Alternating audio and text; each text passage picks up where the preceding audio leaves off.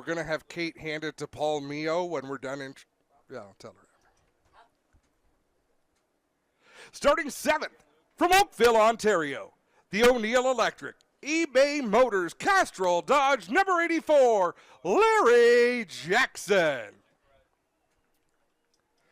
After we introduce the pole sitter and they head towards their car, we're going to introduce Paul Mio again and have him say a few words.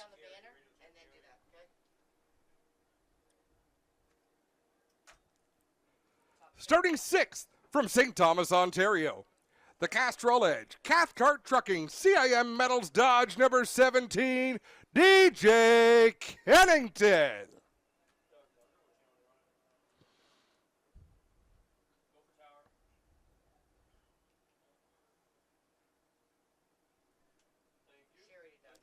Race fans, your top 5, starting 5th from St. Leonard d'Aston, Quebec, the GM Paillet Chevrolet number 96, Mark Antoine Cameron.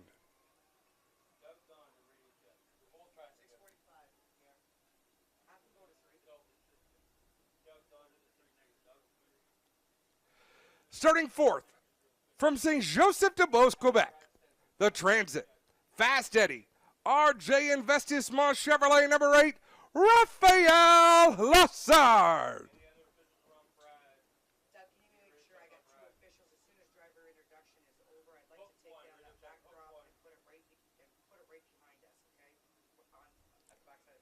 Starting 3rd from Trois-Rivières, Quebec, the WeatherTech Belle-Mare Dodge number 47, defending series champion, Louis-Philippe LP Dumoulin.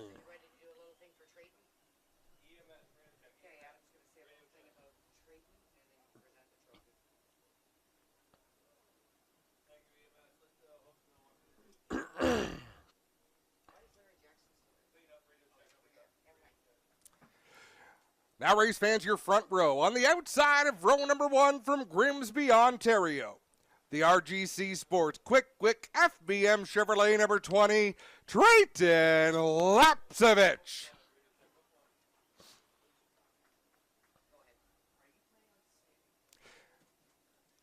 Race fans, over the last couple of seasons, they were COVID-affected schedules, to say the least, but one of the more impressive rookie seasons we have seen was given by the driver from Grimsby, Ontario, Trayton Lapsevich. Solid performances all season long. Came close to winning races, had some phenomenal finishes, and for his efforts, he is awarded the Jostens Rookie of the Year. There was no banquet, so we're going to give Trayton Lapsevich some hardware right here as everybody stands back after making the presentation of one unique trophy in the hands of Trayton Lapsevich, but a phenomenal rookie season. And I'll tell you, this year we are also going to have a phenomenal battle for Jostens Rookie of the Year, because one of the contenders is the last driver to be introduced today. Why is he the last driver? Because he set fast time in E3 Spark Plugs pole qualifying with a time of 14.793 seconds.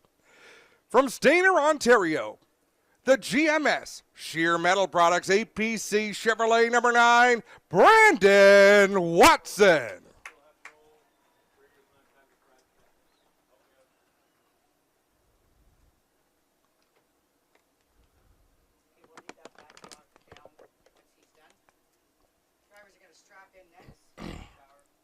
So make sure Caitlin knows we got to give the microphone to Paul. Make sure Caitlin knows once that backdrop. Don't let Paul get away. No. Caitlin, we're going to remove that backdrop as soon as we remove that backdrop after they take this picture. Race fans, that is your starting lineup for tonight's event. What an impressive field of 20 NASCAR Pinty Series cars. As the drivers make their way to their race cars, who could have predicted such a hot day in May? Spring took a long time to arrive, but it is here hot and heavy, and these drivers are going to be put to the test here this evening in challenging conditions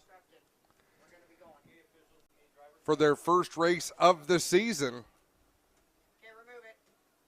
Remove the backdrop. Okay, Kate, keep your dignitary.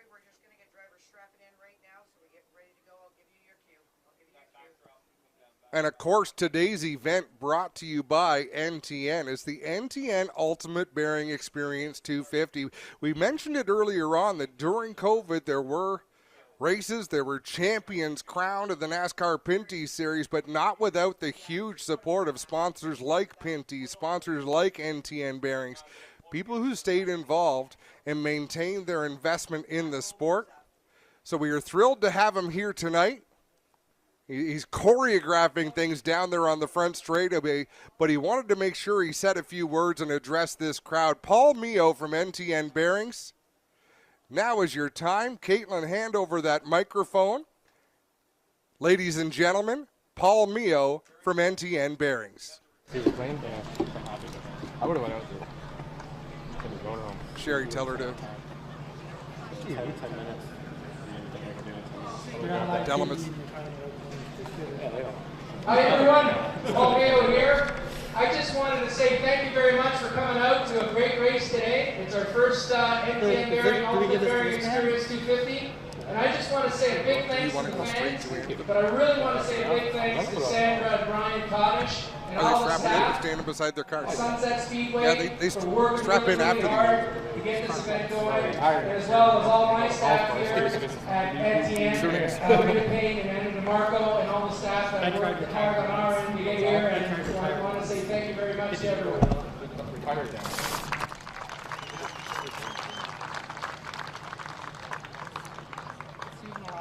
Race fans, at this time, we'd ask you to please rise and remove your hats for the playing of the national anthem.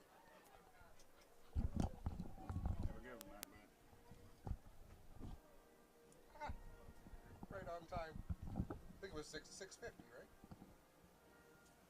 No, we're about five minutes out. Ahead? No, we're 1 minute behind. Strap and driver said, but that's okay. We'll hit it. We'll hit it out. It'll be good. As long as we can go approximately 7 o'clock. We'll probably go 7:02 out of it. Great job catching up.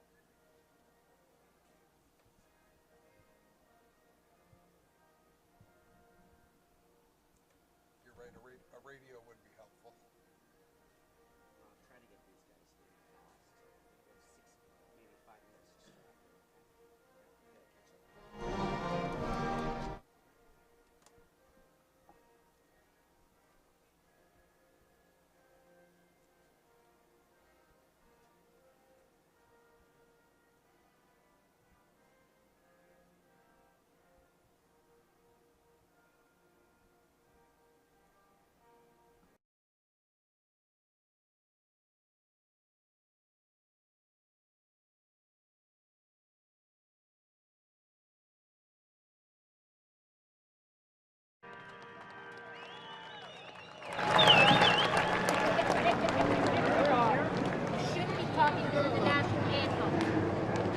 Many thanks to Brendan Doherty for coming up to bail us out here.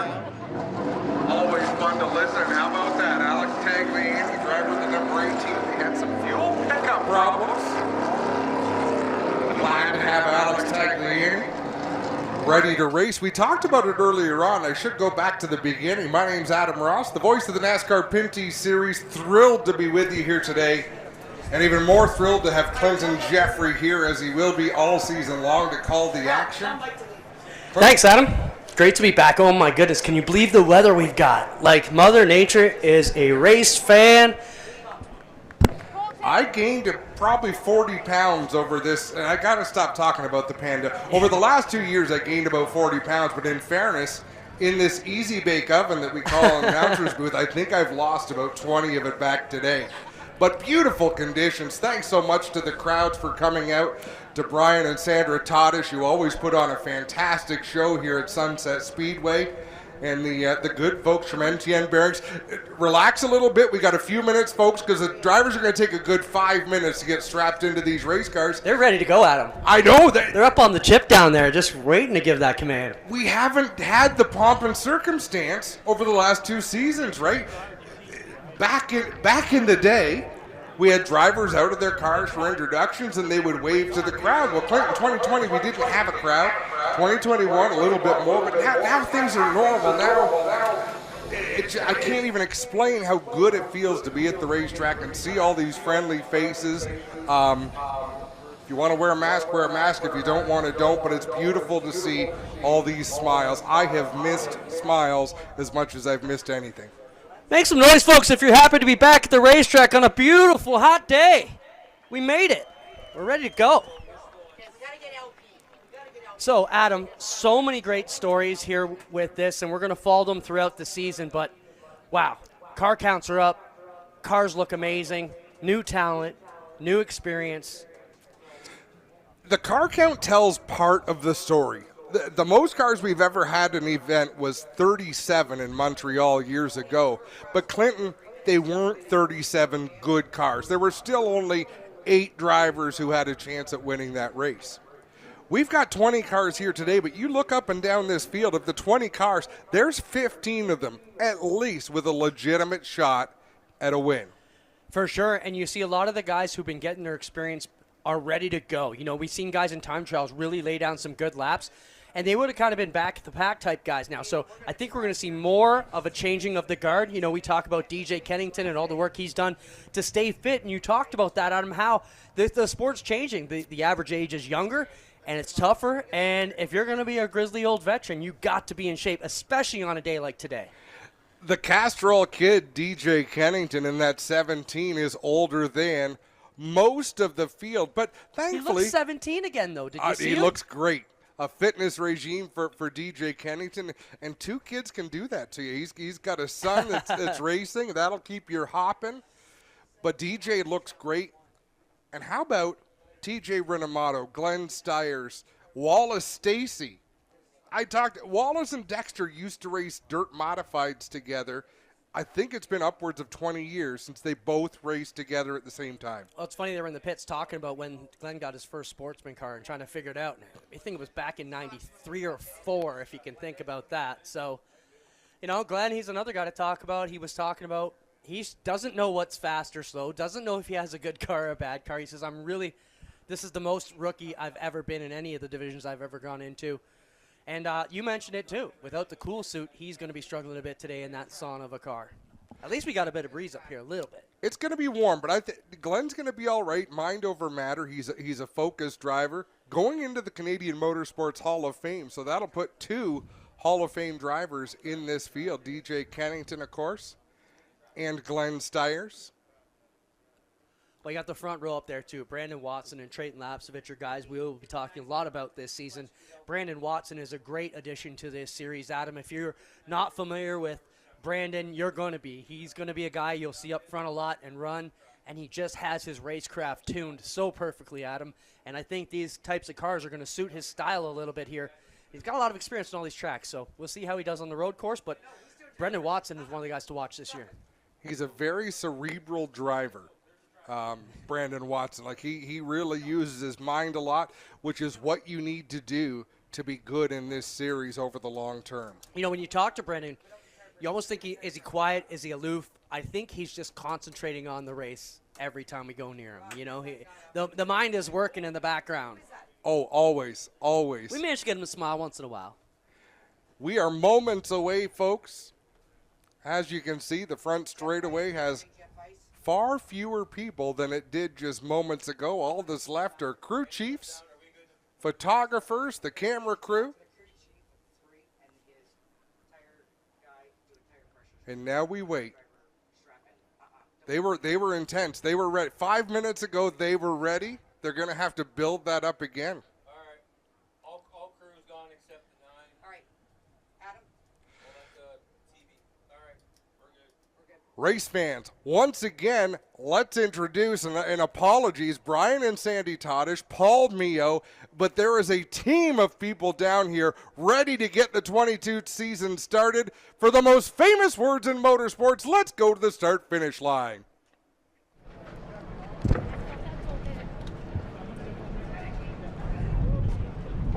Driver, start your engines!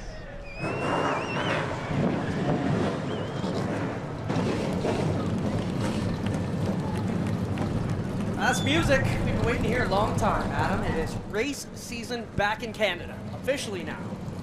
And At 46 years old, Clinton, I haven't seen everything, but that was the longest winter I have ever experienced.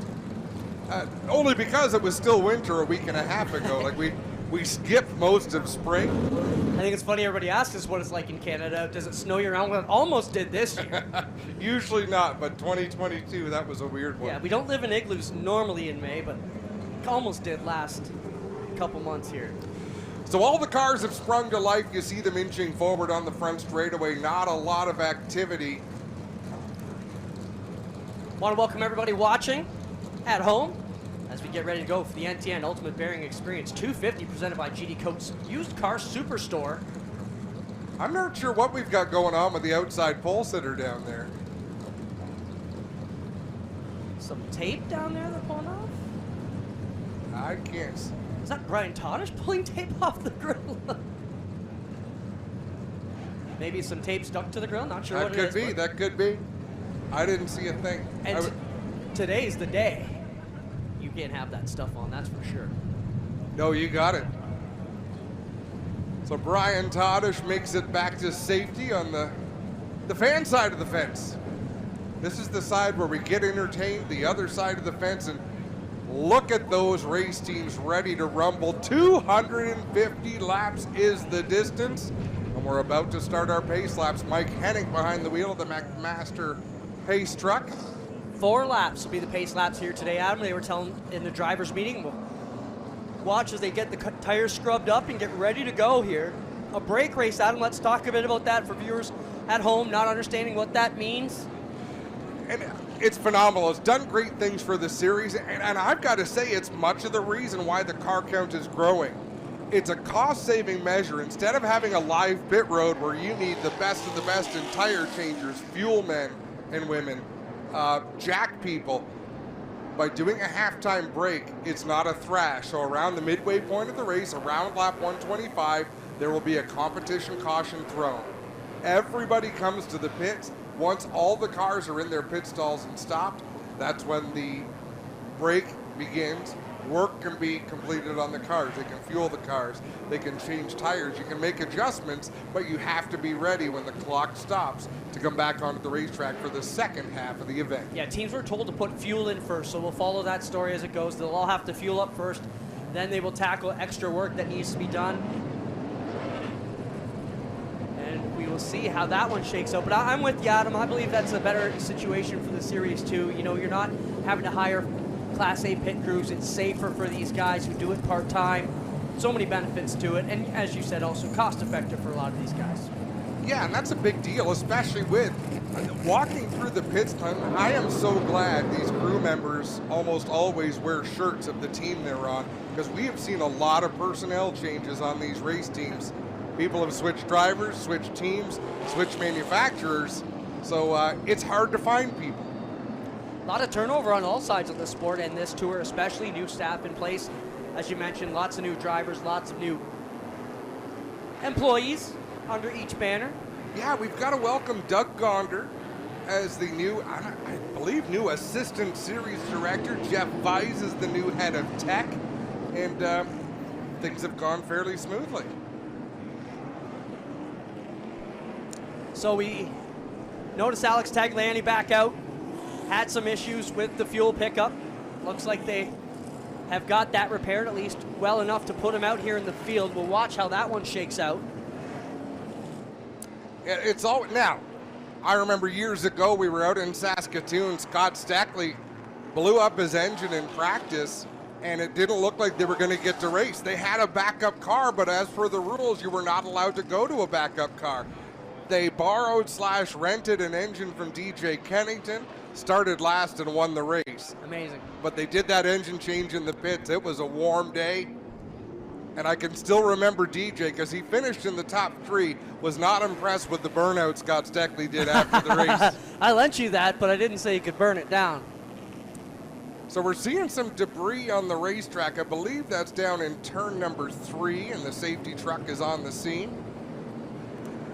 And speaking of debris and things in the way on the racetrack, what having 20 cars does, Clayton, the top 10 cars, the top 15 cars, very competitive. behind that, you've got drivers who are either learning their craft, struggling with setup. Like Glenn Steyer's a veteran driver, but this is brand new to him. TJ Renamato still learning his way around things. Sam Fellows learning how to get it done. Brian Cathcart has been away from the sport for a while. Wallace Stacy has been away. The reason I bring all that up, that is going to create traffic for the leaders, and we haven't seen that in a couple of years. We haven't had the kinds of fields where you have traffic. It is going to be a game changer. Yeah, it won't be long before we have cars bumper to bumper ringing this entire track surface. Got to be getting close, though. 1 to go this time at the stripe. Next time we're going to set them loose for 250 laps. Alex Tagliani hanging back in that Viagra NTN number 18. He's going to have to get it up to the field, catch up. It's just about go time, Adam. Half a lap. Time to tighten up those belts. Spotters and crew chiefs will be talking to their drivers, keeping them calm and cool.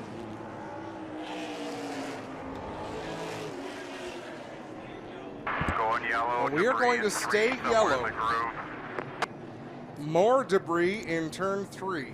That's where the cars are right now. I don't see it on our screen, but that doesn't mean it's not out there.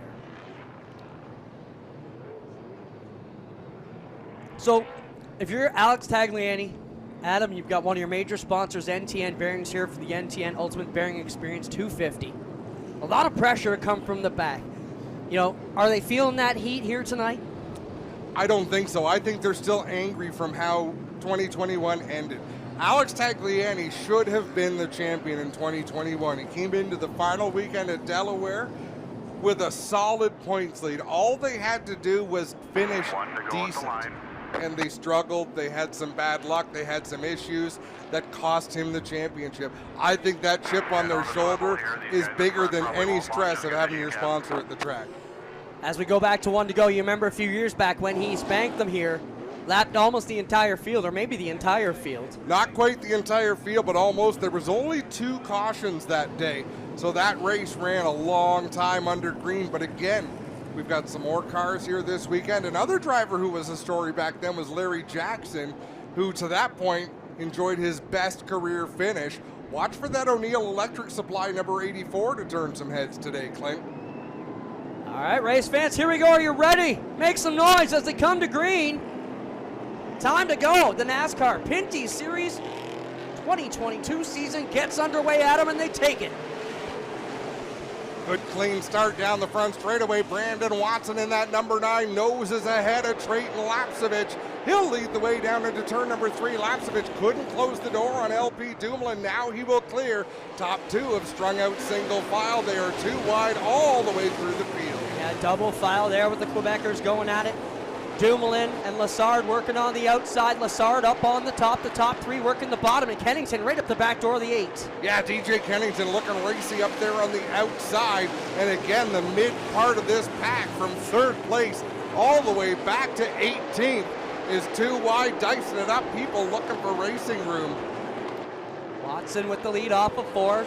Lapsevich trailing. They almost got 3 wide there with Marc-Antoine Cameron, LP Dumoulin, and the Lassard number 8. Kennington a little bit back behind them, and then Gary Clute trying to make it to the mix, but it's still the 9 of Watson. And I'll tell you, Clinton, 3 wide is something you will see quite a bit here at Sunset Speedway. Because when there's a car on the inside of another car driving the bottom of the track, you can get loose real easily. The car behind them, the tendency is to make a move. Wiser times is when we'll see drivers back out of that 3 wide, but we will see some 3 wide action here today. Marc-Antoine Cameron on the inside there of LP Dumoulin, the champion from 2021 in that WeatherTech Dodge, working on the outside. Side by side, they battle for 3rd. Cameron and Dumoulin watching Alex Tagliani all the way at the back of the field. He's working the outside of Sam Fellows. Up on the back bumper of Glenn Steyer's in that 0. They're about half a lap behind the leader.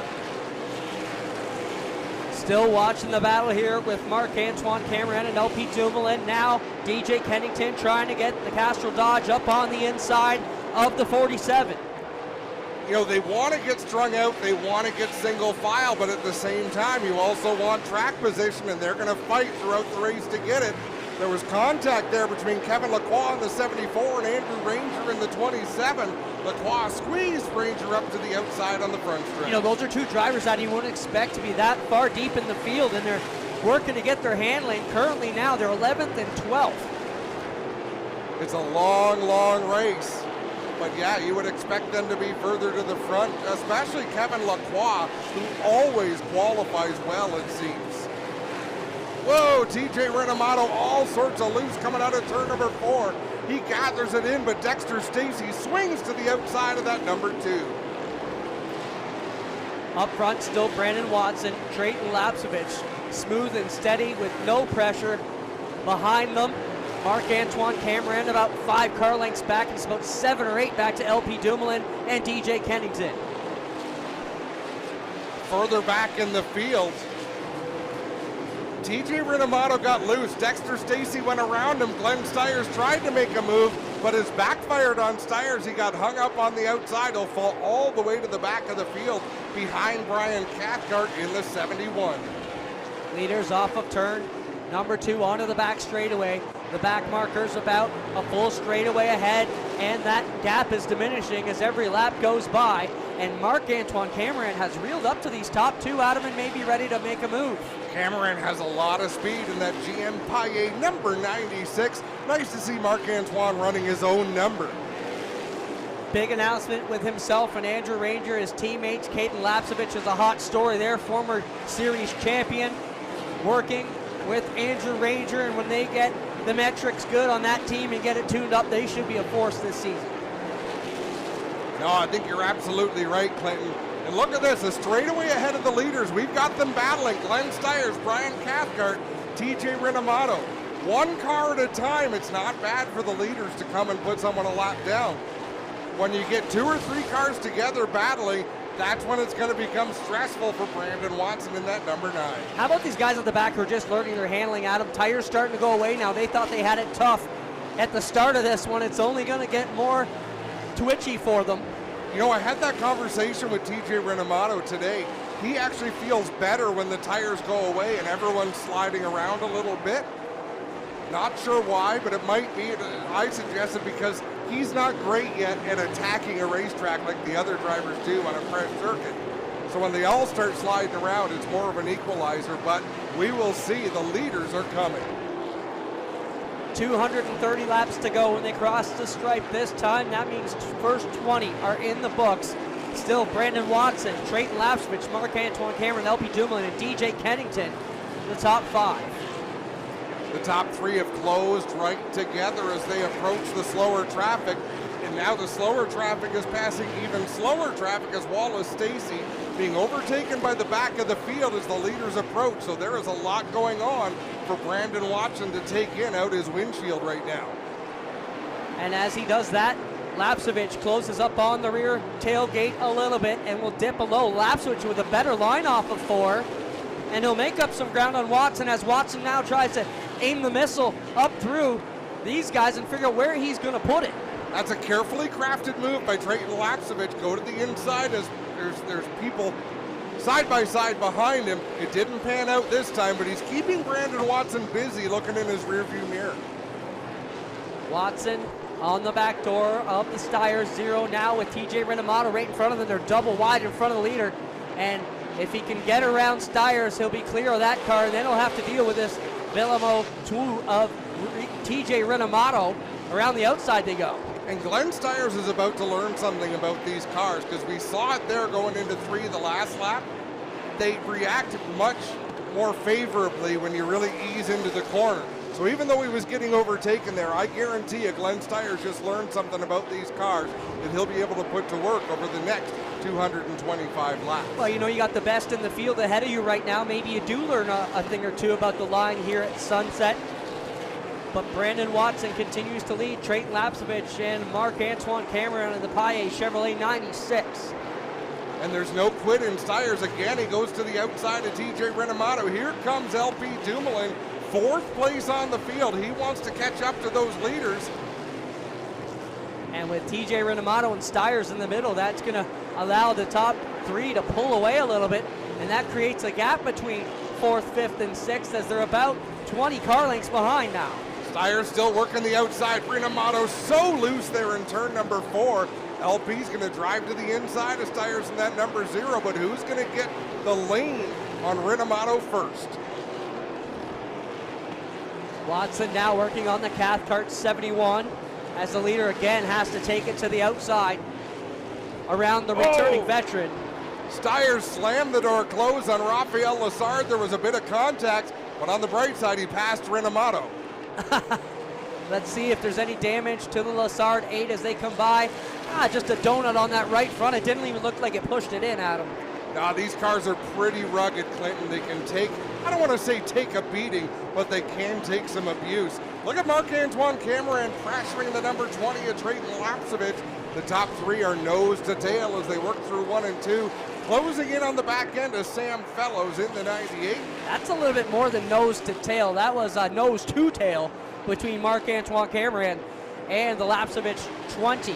Lapsevich will give the way, and now Marc-Antoine Cameron not content to ride around here, Adam. He is chasing down Watson here.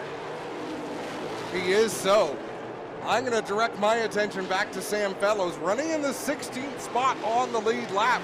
How impressive so far have been Dexter Stacy and Alex Tagliani. They have passed all this traffic, maintaining their spots on the lead lap, but they will need a yellow at some point, Clinton, just to get things evened up and be able to start right up behind the cars ahead. Yeah, you got to feel Ranger has to be a little bit frustrated with that 27 car.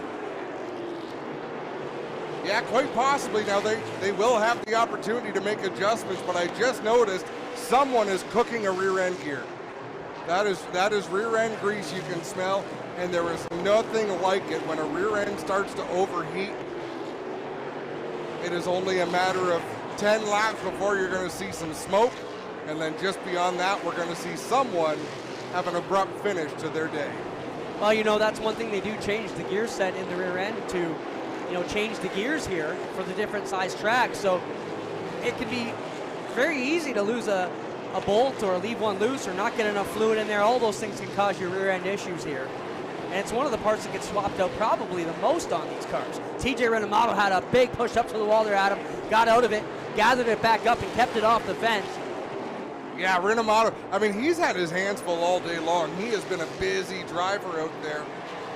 Whoa, we got one slide. Oh, battle for the lead. Marc-Antoine Cameron with contact between himself and Brandon Watson as they try to overtake Dexter Stacy. Yep. And Marc-Antoine Cameron, who predicted him? We talked about Brandon Watson. We talked about Trayton Lapsevich. We forgot to talk about oval racing specialist Marc-Antoine Cameron. Looking really good out here with this brand new team. What a way to start, Adam, after all the work and investment it takes to get a team up and going. To go out and feel good, and wow, we can really smell that rear end gear up here now. You'll start to see it soon. Very soon we're going to see someone start to smoke. You can only cook that oil for so long before the smoke starts to billow out. Well, we watch our compatriots, Todd Lewis, as he runs up and down the pit stall and see where he may be going over to see if there's a problem. And he's in that Team 3, and the black flag comes out for Wallace Stacy. Maybe that's the problem, Adam. Quite possibly Wallace Stacy getting the black flag. The only other thing it could be, but I don't think it is not maintaining minimum speed, but I've seen drivers much slower over the years. Yeah, I don't think it would be that, but they are pointing to the Wallace Stacy 66 and sending him back to the pit area. I don't see any fluid coming out of it. We're not sure if that's the one that has the problem, but we will find out shortly. Stacy going to slow down and bring that number 66 Bullies truck stop machine to the attention of his crew. See how they get to work on this one, and see if they go right to the rear end. He's in the wrong pit box, so they're gonna have to pull him up a little bit there and get him in the right box. Now they can get to work on it. Yeah, they go right to the rear end, Adam. And now the crew pulling the fenders away as though it might be a tire rub, but well, it could have been seeing smoke out of that car thinking it's a tire rub when really it's the rear end going away. yeah, very true. And wow, Mark Dilly in the number 64 machine goes a lap down fairly early in the race, so that's a surprise for the driver of the Leland number 64, but Marc-Antoine Cameron setting a torrid pace out there. Yeah, he's lapped up to 14th place now. 13 cars remain on the lead lap, and Andrew Ranger is that final car in the 27. So we've been focused on Cameron, Watson, Lapsevich out in front. How about the drivers we're not talking about? Gary Clute in the 59, Kevin Lacroix the 74, Brett Taylor in the number 3. This is the kind of race you want to have if you're a top 10 car but not a dominant car. Keep your nose clean, stay within striking distance, and get yourself to that halfway point. Well, a lot will change here. Still 200 laps to go when the leader crosses the stripe next time.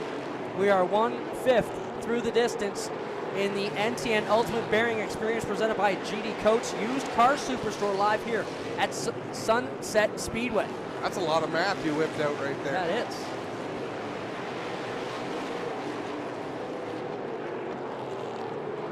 Still Cameron, Lapsevich, Watson, Dumoulin, Lassard. Then Kennington, Clute, Lacroix, Taylor, and Jackson, your top 10. All still on the lead lap. Yeah, Larry Jackson has dropped back just a little bit. He was further ahead than that, and he's sort of lost track of that battle. Oh, a lot of smoke coming out the back of the Brett Taylor number 3. That could be. Well, we did see Todd Lewis running over there to the Ed Hackett Racing Fast Eddie Team 3 team. Pit stall and see what's up, and now more and more smoke out the back. And he's fast. He's still fast enough to put the pressure on Kevin Lacroix, but lots of smoke in the turns for that number 3 machine. Officials are talking about it on the radio. We'll see if they make a move here. The starter does not have a black flag in hand just yet. Yes, he does. Oh, yellow is out. We got trouble in turn number 4. It's Brandon Watson, I think. Adam. No. Yes, it is Brandon Watson, and he is stuck right now. Black flag in hand, and it'll be for most likely Brett Taylor's number 3. It's kind of a strange lock up there. I can't get it going, but gets it sorted out. Well, folks, as our good buddy Greg Callan say, if you came looking for a show, well, here you go, because Brandon Watson from the back should be something to watch. Brandon Watson got going, but he is behind the race leader, Marc-Antoine Cameron, so he is down a lap. Unless they determined that he got going again before Cameron went by him, but. Well, Adam, as they sort this out, good time to take a quick break.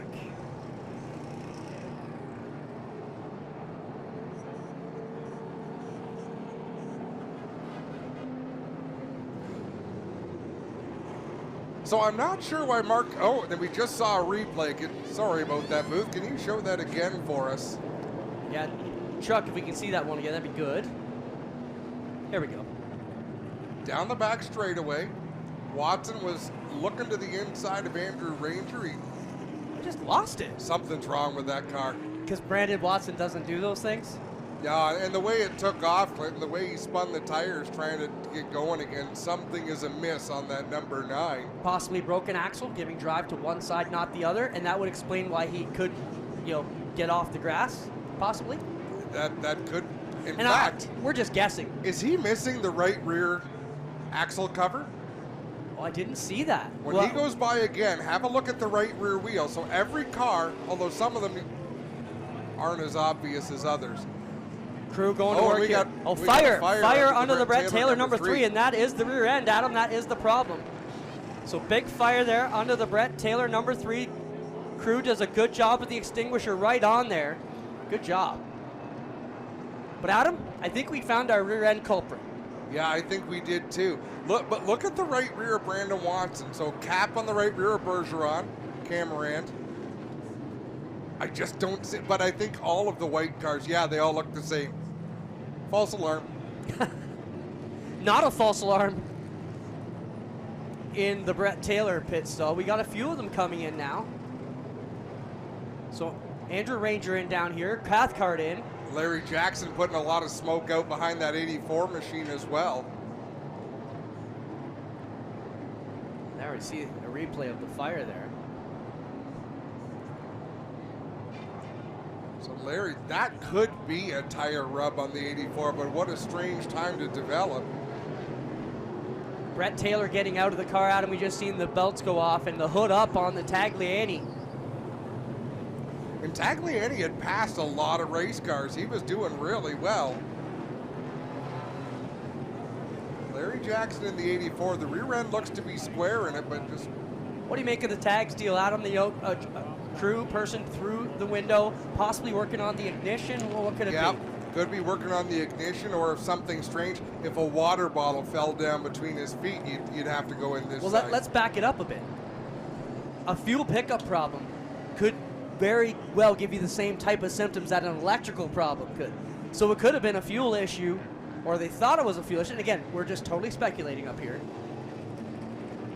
But that could be it. More smoke out of the Larry Jackson O'Neill Electric 84, and he will come in for service as well.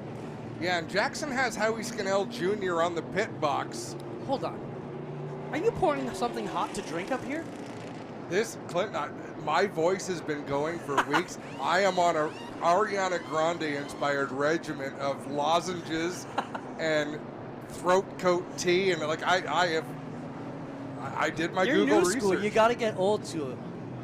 You need Shot of whiskey and all whiskey that stuff. Yeah. cures everything. Make it rough. I'm melting away, and you're pouring steaming hot drinks here. Like, what are you doing? The fact that there's more and more smoke coming out of the 84 tells me maybe it's coming out the exhaust. Yeah. Because tire smoke would go away when you stop. Brett, good analogy, Captain Obvious. So Brett Taylor going to get the TCB Trailers North Country Property Maintenance Fast Eddie Racewear machine back to the pit area. His day will be done. JP Bergeron going to get the free pass when they take the one to go. He will get to go around the race leader. But before we get the one to go, they're going to have to put Brandon Watson back to the tail of the field in that number 9. That's a bit of racecraft there, pulling back in the spot you think you should be. No, he was right. Well, that's the blend rule, right? Yes. So they've spoken about that in the drivers' meeting. Even if you're the cause of the yellow, if you can blend back in, you get your spot where you can blend back in. So right, but what's going on here that shouldn't be? Glenn Steyer should be behind the number 9. CJ dropping to the Rinamato. back, right? Yeah, they should all be to the inside, letting the field go by. So once they start to fall out of order, it gets really confusing for scoring to get things sorted out. So this is right. You should have Brandon Watson with Rinamato, Sam Fellows, they're a lap down. Tagliani will pass them. And again, these are things that I've followed this series. I've announced this series for 15 years, since 07 when it came to Canada. There's a lot of procedures that you need to repeat them, you need to do them, and then it becomes routine. Well, they're different than most short track stuff, right? For example, on a regular short track event, you bring out the yellow, you go tail, not where you blend in. Right. Gorgeous day here at Sunset Speedway to kick off the 2022 NASCAR Pinty Series. If you hadn't caught it earlier, we're running the NTN Ultimate Bearings Experience 250 presented by GD Coates Used Cars Superstore. What a crowd, Adam, here. Beer garden hospitality from one end to the other, just packed. Great to see. And I'm so happy for Brian Todish and Sandra Todish. They do a great job here. They supported things over the last 2 years, and what a great reward to have a phenomenal crowd for opening night. One to go, we're going to set them loose again. Marc-Antoine Camarand, your race leader. Second is Drayton Lapsevich in the 20. The 47 of LP Dumoulin runs third. The 8 of Raphael Lessard fourth. DJ Kennington fifth of the 17. Sixth, the 59 of Gary Clute. Then it's Kevin Lacroix in the 74. The 18 of Alex Tagliani. And then it's a bit of a mishmash behind them.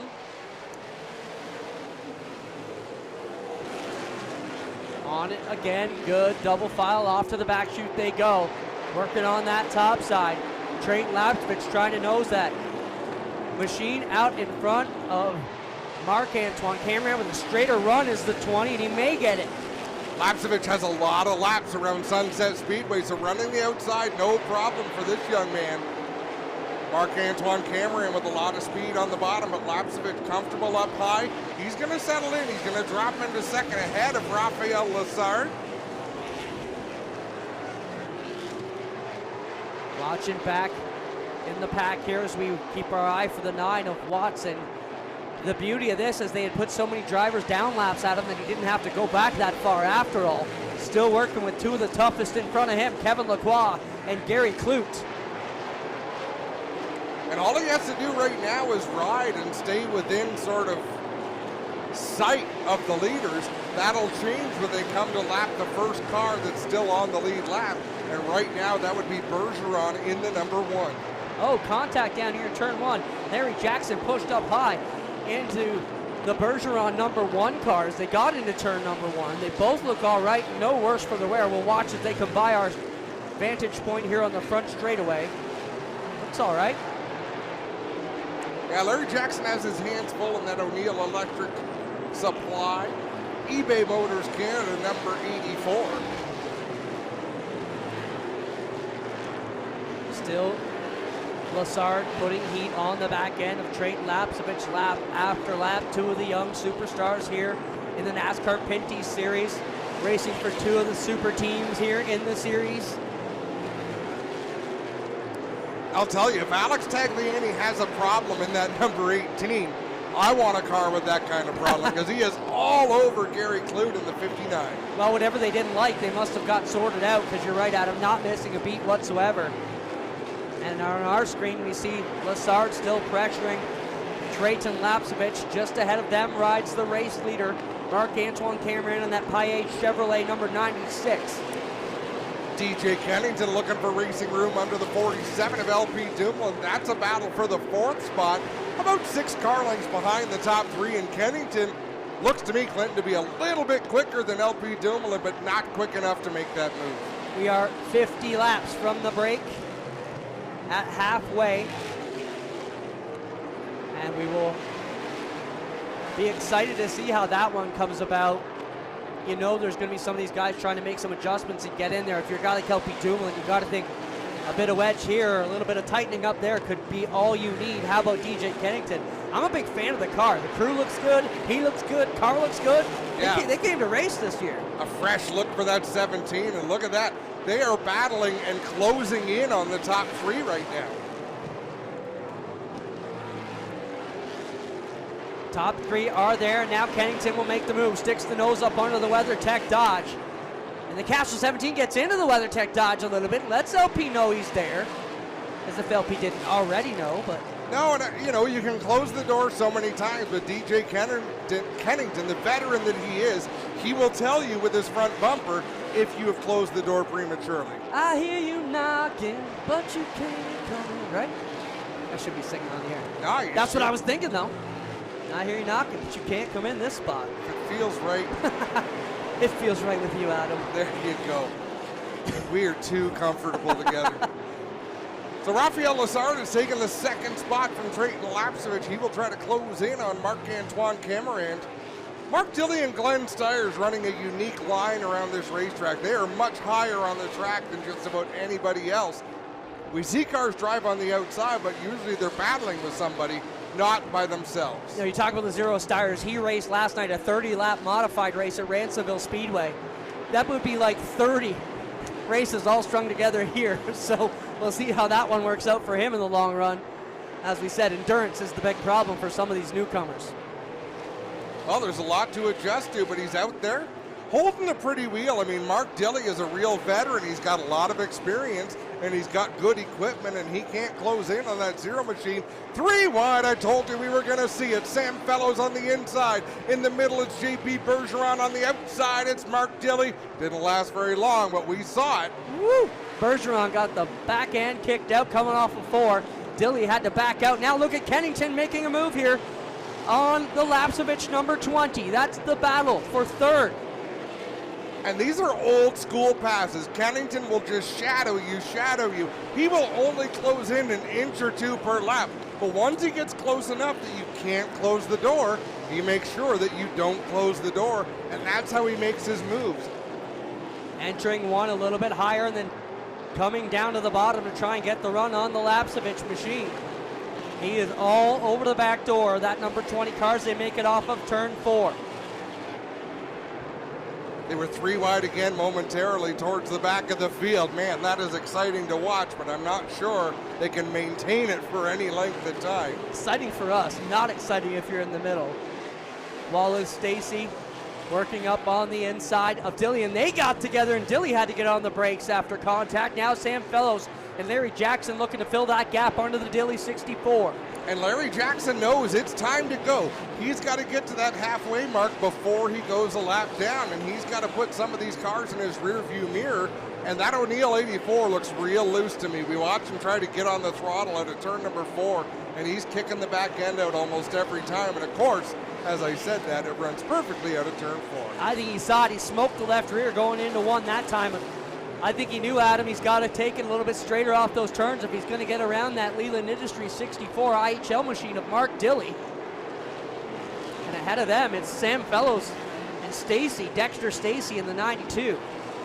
And they're having a good battle. We were talking a few laps ago, DJ Kennington was looking to take over the 3rd spot from Trayton Lapsevich. He has dropped back about a car length and a half, 2 car lengths. So that position right now not being contested, as Marc-Antoine Cameron puts Brian Cathcart another lap down. Lassard still runs in position number 2. Lapsevich will be 3rd. Then Kennington, Dumoulin, and Lacroix through 6th. Klute, Bergeron, Tagliani, and Watson round up the top 10. Ranger sits in 11th right now. Larry Jackson finally clears Mark Dilly in the 64. Just ahead of him are Sam Fellows and Dexter Stacy.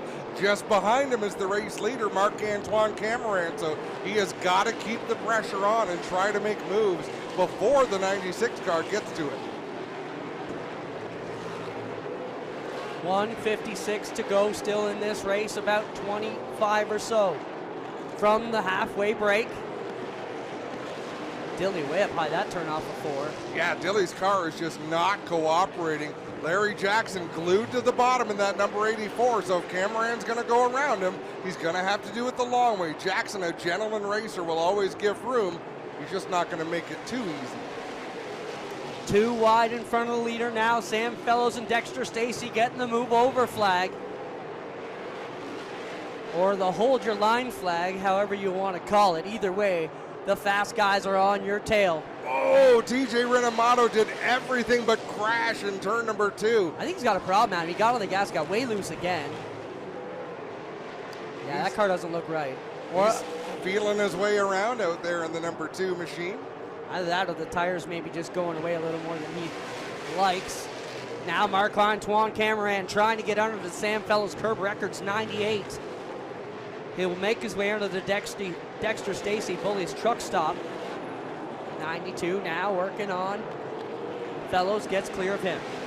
So Larry Jackson is in the free pass position right now. But JP Bergeron ahead of him in that number 1. Once he gets lapped, he is in the free pass position.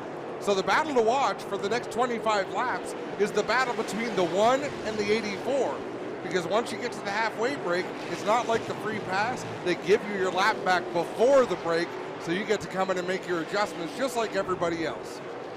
Leader working around the Steyrs 0 machine.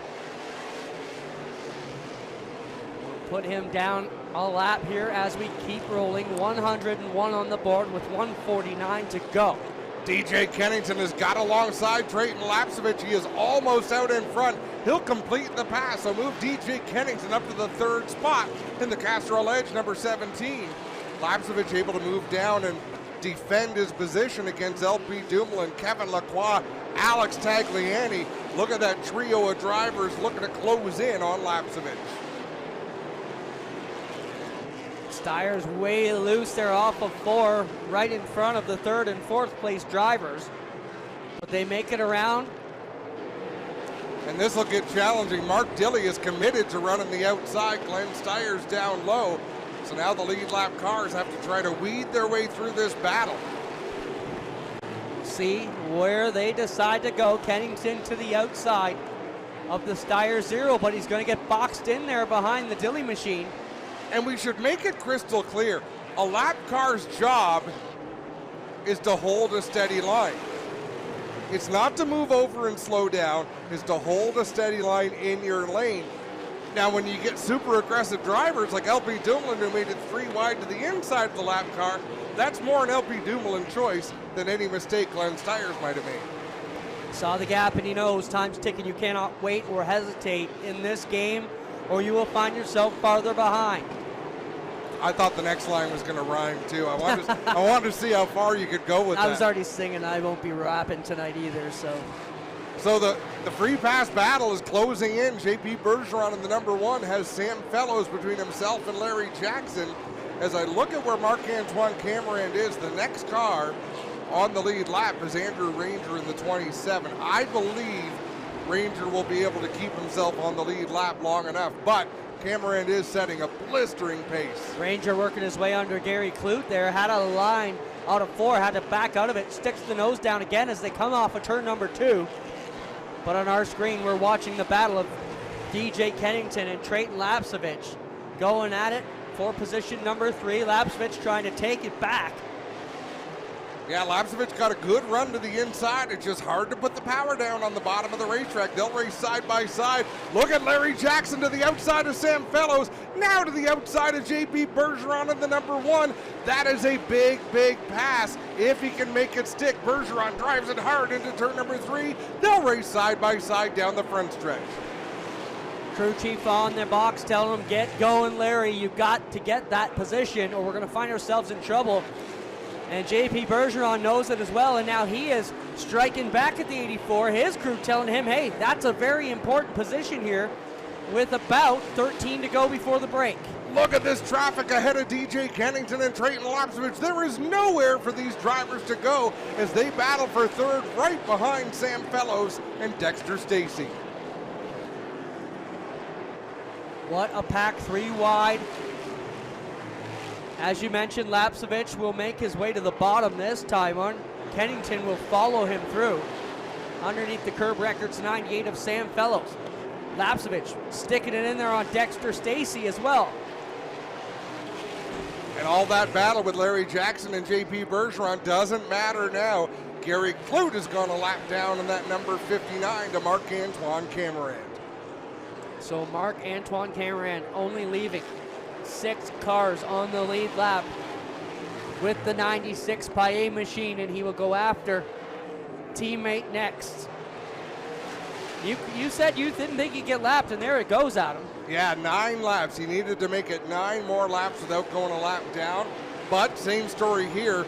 I don't know that Marc-Antoine Camerand will close in on anyone else to be able to put them a lap down. Well, the next car out there would be Lacroix, and he's a good half track ahead of the leader. I'm trying to figure out how scoring has Watson ahead of Ranger when Watson lost a lap. I don't think he did lose a lap, did he? He spun out and he was behind the leader. Not our pay grade to figure that one out. Nope. 3 wide again as Tagliani and LP Dumoulin trying to get around the Dexter Stacy 92. Stacy a little bit loose up to the high side. Dumoulin will find the room to put the Dodge through in that situation. And here comes the 18 NTN Bearings Viagra quick machine of Tagliani. So Lapsevich gets through all of that traffic, and look at the distance he's put between himself and Kennington. Kennington has about 12 car lengths and 2 lap cars. Oh, contact! Heavy contact between Kennington and Rinamato coming out of turn number 4. Well, I'm watching the battle right behind them. And Tagliani and Dumoulin were starting to get into it, doing some bumping and rubbing off the turn 4 last time by. Tags once again looking to the bottom under LP, nearly 3 wide with the veterans on the front chute. Kennington has a flat tire. Kennington up to the outside of the racetrack. He has come up lane, and we are so close to the halfway break, but he is going to come down to pit road. Heartbreak for DJ Kennington in that Castrol Edge Dodge. Was running so good. It's a flat right front for Kennington. And you just can't limp a car around on a flat right front. If it was any other tire on the car, you could try to get to that break, but this is bad for Kennington here. This could cost him the race, Adam. Going to find himself down multiple laps here. yeah, they jacked the car up. New right front is going on. He has lost 2 laps so far in this process. Get a good look at the pit road crew going at it here on our screens. Tough break for Kennington. He is down and away back there. What's he going to lose? 3, maybe 4 by the time he gets up to speed? Unofficially, I've got him losing 3 laps in that exchange. He is back on the racetrack now with a fresh right front shoe. And now the yellow flag is out, and this should be the competition yellow. And how painful is that for Kennington? And it's a melee with a lapped car that brought that on. Clinton, we go under yellow. They're going to get the field organized. Let's take a little break.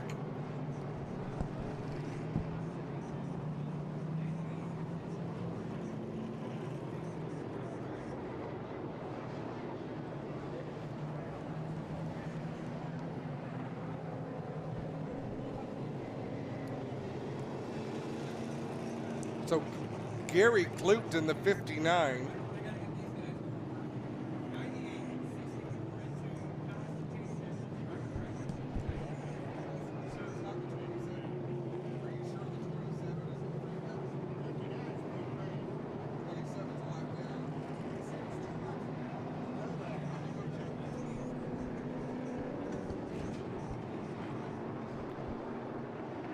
Well, getting set for the break here at the NASCAR Pinty's Series event number 1. It's the NTN Ultimate Bearing Experience 250 presented by GD Coats Used Car Superstore live here at Sunset Speedway in Innisfil, Ontario, Canada.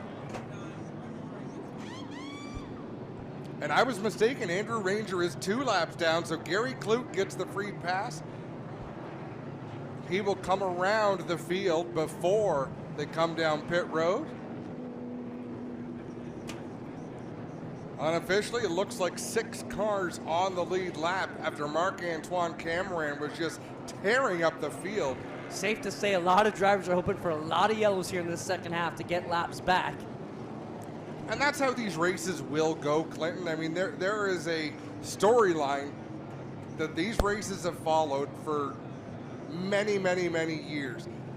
Through the middle part of the race, they don't get boring. You just have to settle in. And a car that's got a good setup is going to hang in there. Cars are going to fade. Someone's going to set the pace. But once you get into that final third of the race, sometimes it's less, sometimes it's closer to the end, things start to get wild. People start to push the issue, and it gets pretty exciting. Oh, I can pretty much guarantee things are going to get wild here. Everybody wants to leave race number 1 with the championship points lead as they get out to a good start.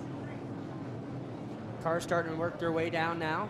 We'll get ready to go to the break. So none of the pit crews allowed over the wall. These cars will come into their pit stalls. They will come to a stop.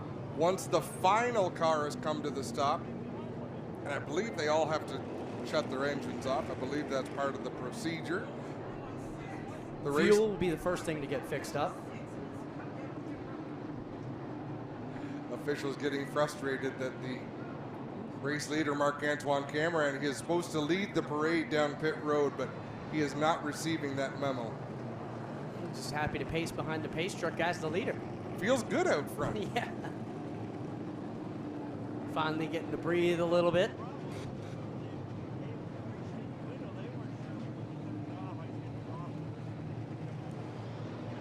So it's a quick list to introduce your top 6 on the lead lap. Marc-Antoine Cameron at the 96, the 8 of Raphael Lessard, the 20 of Trayton Lapsevich, the 47 of LP Dumoulin, the 74 of Kevin Lacroix, and the 59 of Gary Klute. So we've got 2 Ontario racers and 4 Quebec racers on the lead lap. Clinton, one of the things I am most excited about this year is the natural rivalry between Ontario and Quebec. It is back. Now there's lots of players on both teams for that rivalry, you can bet for sure. More and more coming out. See Raphael Lessard make his way into his pit stall here. The rest of the field will come down. For years, Quebec racers would try to break into NASCAR, and it was a real struggle for them to be competitive. And then along came Andrew Ranger. In the first year of the NASCAR Pinty Series, Andrew Ranger won that inaugural championship. and it changed everything. Quebec racers started to come in and started to flourish. Alex Tagliani joining the series, the Dumoulins joining the series. There was a lot of prestige to racing in this NASCAR Pinty series. And all of a sudden, Quebec was the dominant force, and it was tough for an Ontario driver to get a win. I was going to say that. The Quebec drivers almost took over this series for a couple of seasons there. They were dominant and outnumbering a lot of the Ontario drivers. As you see, crews getting ready to fuel up, and a lot of them are doing that now, Adam. That's the first task they were told in the drivers' meeting, to make sure you take care of fueling first and then make any other adjustments you may need. Yeah, there is a process they follow, and we can see some of the teams being scolded and sent back over the wall, but they'll get it sorted out. And I'm not sure if they get 4 fresh General tires or just right side tires, but we're going to find out. It looks like the 8 of Raphael Lessard has a couple more tires perched up on the wall, so maybe it is 4 fresh skins for the second half of this race.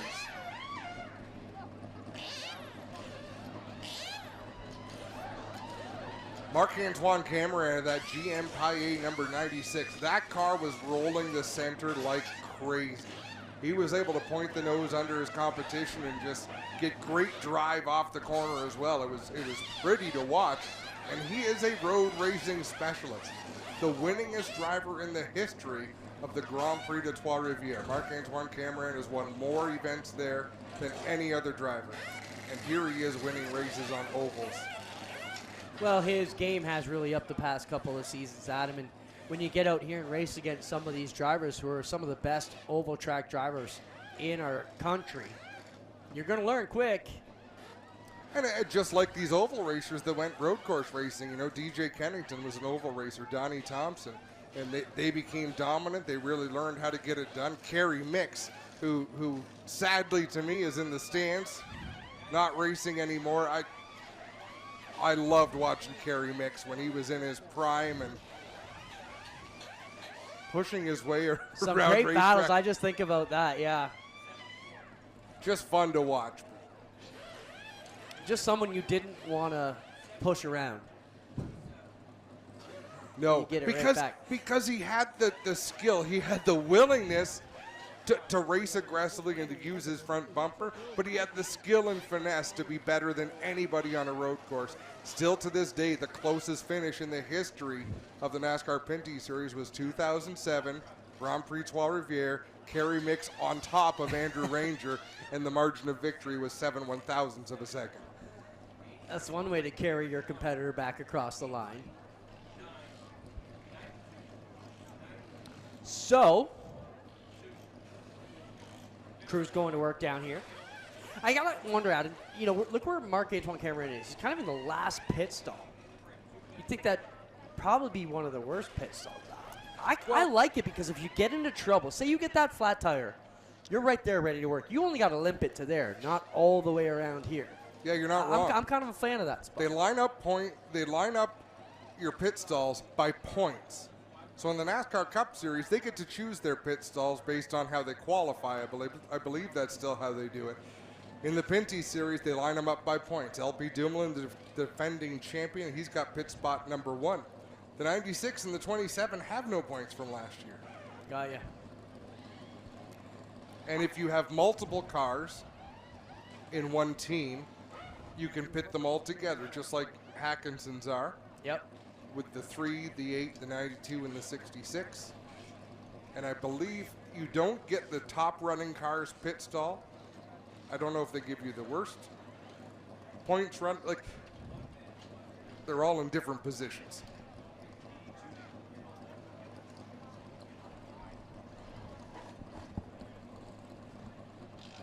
Sorry about that. Clinton, that was an interesting one. Yeah. Track staff, if you can please hit the light switch. We need the track lights turned on if you're out there. We need to keep this race going, so flick on the lights, please. So the point being, if LP Dumoulin's the defending champion and they bring 4 cars to the racetrack, they don't get the first 4 pit stalls. Got ya. So that, I don't know the formula they use. We're still working on Cameron's car here on our screen, Adam, and around the bend there. And did he tuck it into the wall there? They're like trying to wedge themselves between the concrete wall. Yes, he did. Give us a couple more inches there, bud. They got 4 of them wedged down there between the left side and the wall. And again, what a job by J.C. Payet. Robin McCluskey, they brought Robin in. I believe Marc-Antoine Cameron owns the building that they're working out of. I could be wrong there, but what a powerhouse team they've put together, and they've shown up ready to rumble. That's exciting to me, Clinton. All the teams that have shown so much speed. Trayton Lapsevich with Scott Steckley's group, one of the fastest. Brandon Watson out of the White Motorsports group, one of the fastest.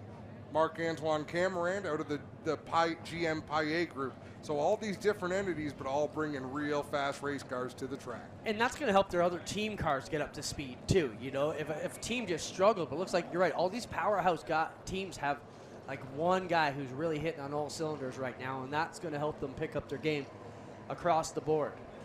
I was so excited years ago when Caden Lapsevich won. The first year that Pinty's got involved with the series, Caden Lapsevich won the championship. And I was so excited because he and Kevin Lacroix were going to have phenomenal battles for years to come. And Andrew Ranger was in that mix as well, and it didn't happen, which is unfortunate. Caden left the series. He took other opportunities. He is back as crew chief for Andrew Ranger in that number 27. So people I was hoping would be rivals for years to come on the same team. And I watch for big things out of that group as the season progresses. But you got to give a shout out to a kid like Caden Lapsevich. It would be easy just to try and take off and be a professional racer after being a NASCAR champion. But he didn't do that. He moved away from home, went out, bettered himself, got smarter in the craft of racing, went to a school that taught him about racing, got even better, and now he's back as a crew chief. I got to wonder what it's like for the Lapseviches, Sherry and Jeff. You know, you got your one boy out there racing, but the other one's a crew chief for a competitor. You know them. Who's Sherry pulling for? Whoever's doing better. Sherry likes a winner. Mom, you didn't cheer for me. Well, you sucked last night, so sorry, it was your brother we had to cheer for. And, of course, Ryden Lapsevich coming up through the ranks. He had a top 10 finish at Delaware Speedway last night in the Super Stock division. Yeah, you think Trayton likes to smile. Wait till you meet Ryden. Ryden is a firecracker. Got that brand new Ace Services number 12 ready to go. We'll be seeing that before too long around these parts. They spent a lot of time here with, Trayton cutting his teeth here. I'm pretty excited to see Wallace Stacy back on the track in that number 66. So whatever they brought him off the racetrack for, they must have addressed it. He's going to get back out there and run more laps, because if he's committed to running the season, and I believe he is, every lap is valuable.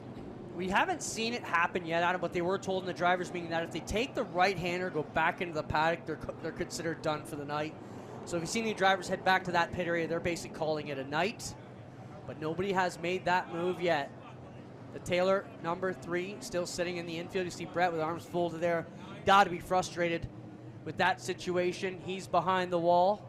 The only one we lost so far, I think. He had a good car tonight, Clinton, but not a great car. So if there's any silver lining, it's that you didn't have the winning car and fell out of the race. So if you're going to have a night where you're not super competitive, that's the night you want to break.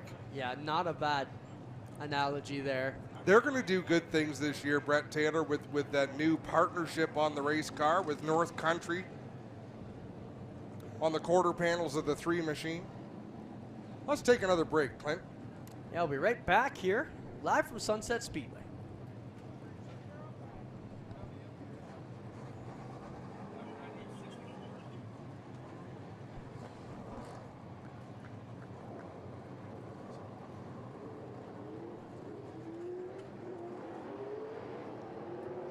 Can I interest you in some tea, Clint? No. It's very good. Can I interest you in a cold one of these? No, I'm good, thank you.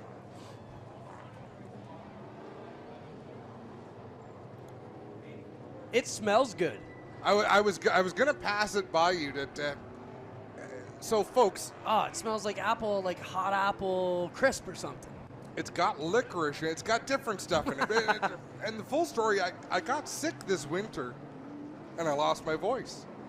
and it never came back. Like, I got over being sick. Maybe you didn't lose it. Maybe it ran away. It's quite possible. I was desperate for solutions.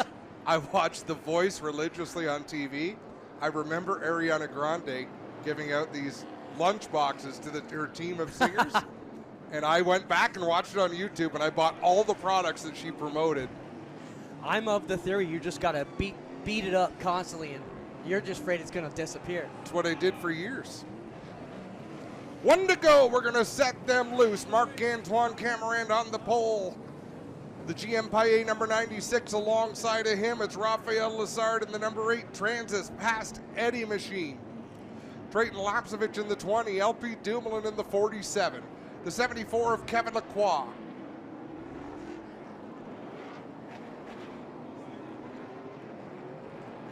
I'm not sure where they're.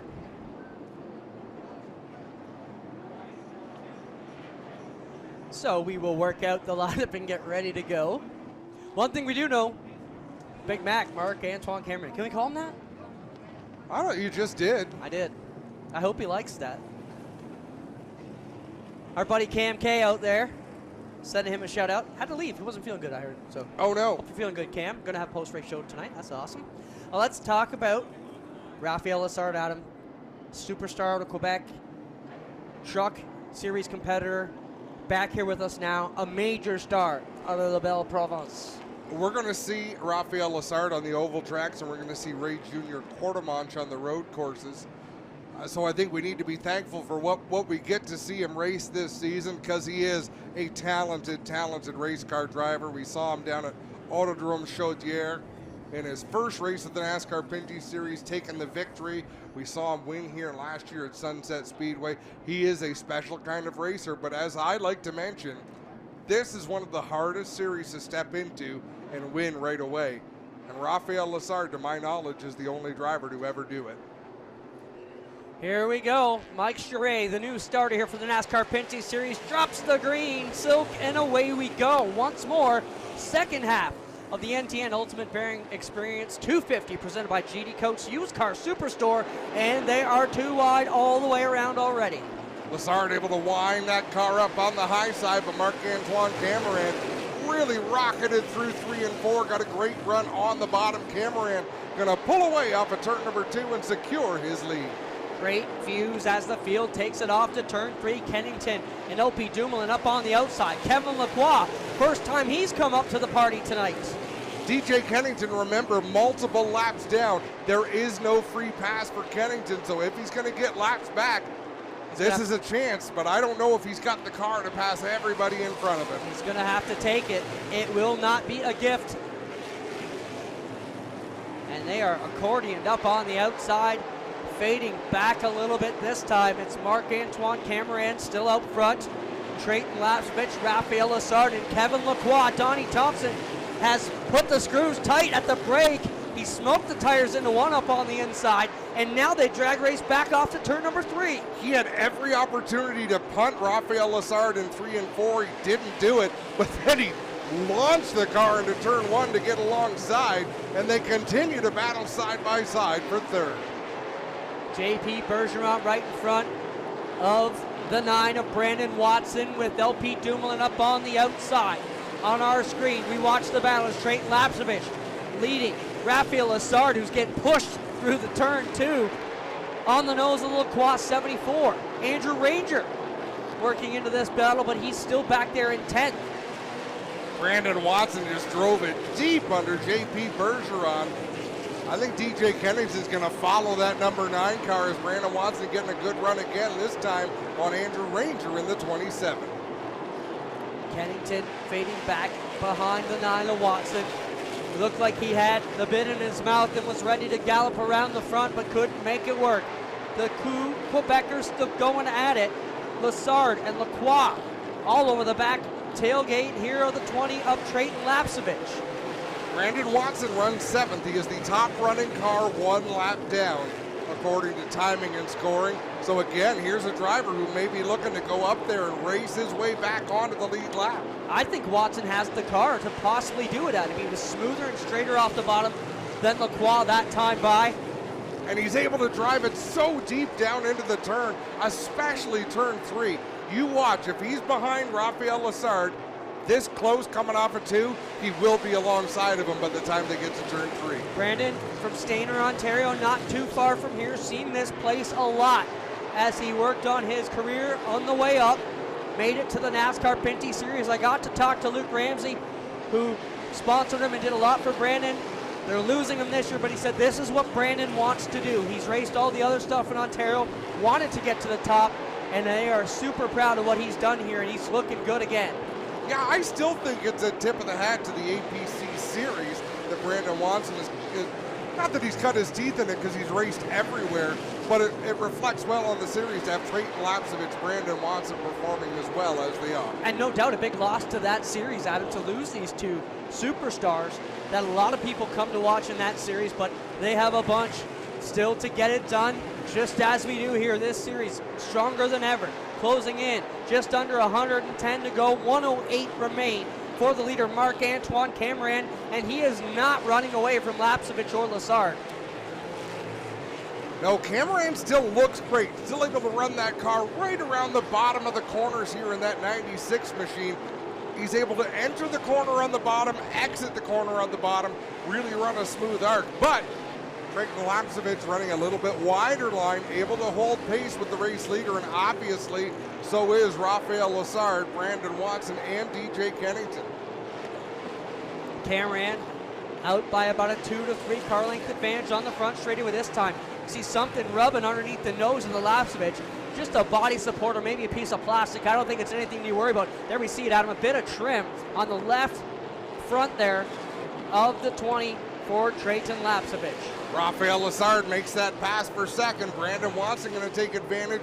He's going to follow him through as well. So Lessard in second will try to close in on Marc-Antoine Cameron, and Brandon Watson one spot closer to racing his way back onto the lead lap. Battle for third and fourth, still there. Well, it's actually not, Clinton, because Cameron, Lessard, trouble in turn number 3. We got a few of them together. Brian Cathcart, Glenn Stiers, and Dexter Stacy, and it looks like Stacy might have got the worst of that exchange. He's got a left front flat down. Stiers knocked the rear end of that car, Adam. He's taking a hard hit on the right rear corner of that race car. He's going to try to drive it away. When he comes in, you'll see the trailing arm. I think he's knocked something loose onto the 0 car. I don't think the rear end's in the right spot. And Dexter Stacy is getting some excellent exposure for Bully's truck stop. But that is a hard way to see your way back around the racetrack. So we'll wait to see what happens with the GSR 0 machine for Glenn Stiers. So according to my timing and scoring, it should be Brandon Watson getting the free pass. We'll have to watch if we get a look at it. The 0 car is still sitting dead in the water here, window net down, so Stiers obviously realizes he's got major problems. Give a shout out, proprietor of Ohsweken Speedway, getting ready to open up after 2 seasons dormant, coming this Friday at the Big O. And getting ready to host the first dirt race in the history of the NASCAR Pinty Series, a midweek special, which I love midweek races. We do it in Saskatoon, Clinton. I just think it gives racers a chance, like racers from Sunset, Flamborough, Delaware, they get a chance to go and watch an event that I think should be on everyone's radar. Absolutely super excited to have the Ohsweken dirt race. First time ever for this tour to take it to the dirt. And the track has been improving like crazy. Hopefully you get out, check it out. So they've got a push truck behind the 0 car, but I'm not sure if that's the way Glenn's going to get back into the pits. As you said, I think the rear end is knocked askew. Well, it'll roll, and I think when he tried to drive it, he realized, hey, something's not right here. So they should be able to push it back. Well, the trouble is, if it's not right when you drive it, it's also not right when you push it. There's nothing to hold the rear end straight. There's a lot more torque if he tries to drive it, but I think you'll find when he gets to the corner, that car might not like what they're trying to do to it. Getting a great view of it for our cameras, though.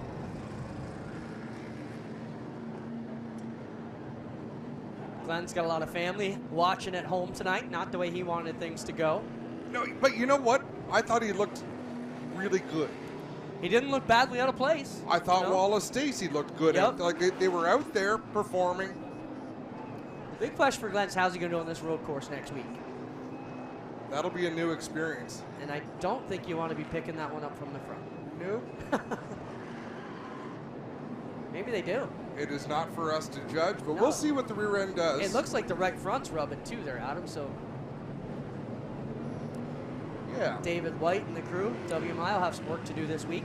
Now, thankfully, in the NASCAR Pinty Series, they don't run the same cars on the ovals they do on the road courses. I mean, there were teams way back in the day that tried to do that, but now you run a different car. So they don't need these cars until the next oval race on the schedule.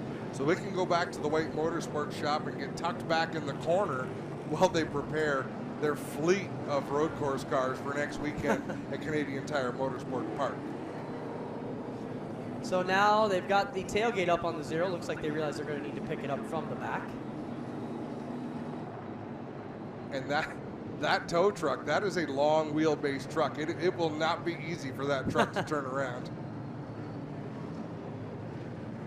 There you go. He goes down. He's going to need all that room. Get down on the grass.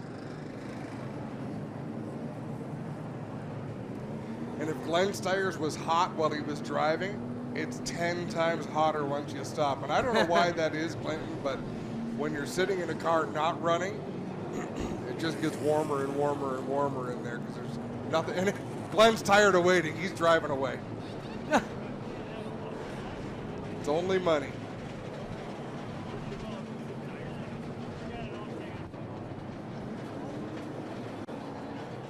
So he will take that right-hander down. He drove it up to the tow truck. So I'm going to help you out, my friend. You got more room here, and the push truck goes back behind him. Boy. I don't even know that Glenn had the steering wheel on. Like He thought he was getting towed. We need Benny Hill music.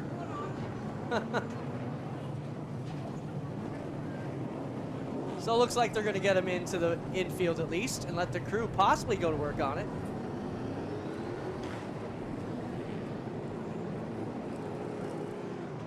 It's locking up on him now. Yeah, Well, yeah, it's because everything. it's all bound up underneath. You can see the parts hanging underneath, drive shaft, probably all a mess. At this point, shove them out of the way so they can get it going. Crew One to home for go. rescue. And Glenn, as a track promoter, had to be, come on, we got to get this Yeah. show rolling. What are you doing? Brandon Watson back on the lead lap. That'll put 7 cars on the lead lap. JP Berger on the top running car, 1 lap down in the number 1 machine. 156 laps complete. That means what? 99 to go. 94 to go. Oh boy, I gotta do better math. Here we go. You were nailing it all night The long. green flag is out. You were doing so good with your math that I actually doubted what I had just said. Whoa, TJ Rinomato way up on the high side in 1 and 2. He gathers it in, and we've got a battle for the lead. Rafael Lazard on the high side. Marc-Antoine Cameron down low. Lazard was biding his time here with 95 to go, and I know because it says it on the screen. It is Marc-Antoine Cameron trying to take the lead back from his fellow Quebecer here.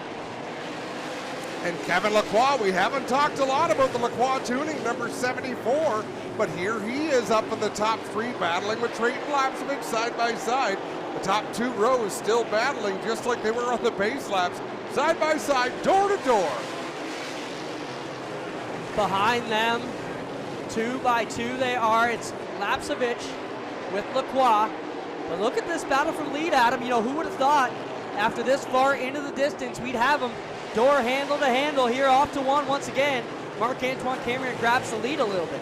Good, hard, clean racing. Marc-Antoine Cameron fends off the challenge. of Rafael Lessard. And even though they were battling, thankfully for them, Lapsevich and Lacroix battling side by side, so they weren't able to really close in.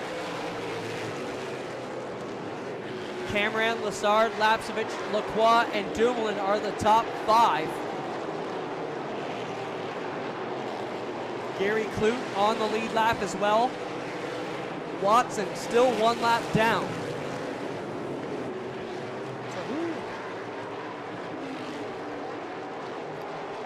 Cameron, Lessard, Lapsevich at the front of this field. This timing and scoring stopped working. Oh, that's great. Because Clute's running 5th. Dumoulin back in the 6th spot, so I blame my math on the race monitor. possibly. Cameron back out front, the position he needs to be. Lessard just lurking there, waiting for an opportunity as we're within 100 to go. Lessard still there within striking distance. Drayton Lapsevich just riding around in that 3rd spot, not close enough to be able to mount a challenge. And Larry Jackson in the 84 O'Neill Electric Supply car, he brings that Chevrolet into the infield. Some terminal issues for the 84 there.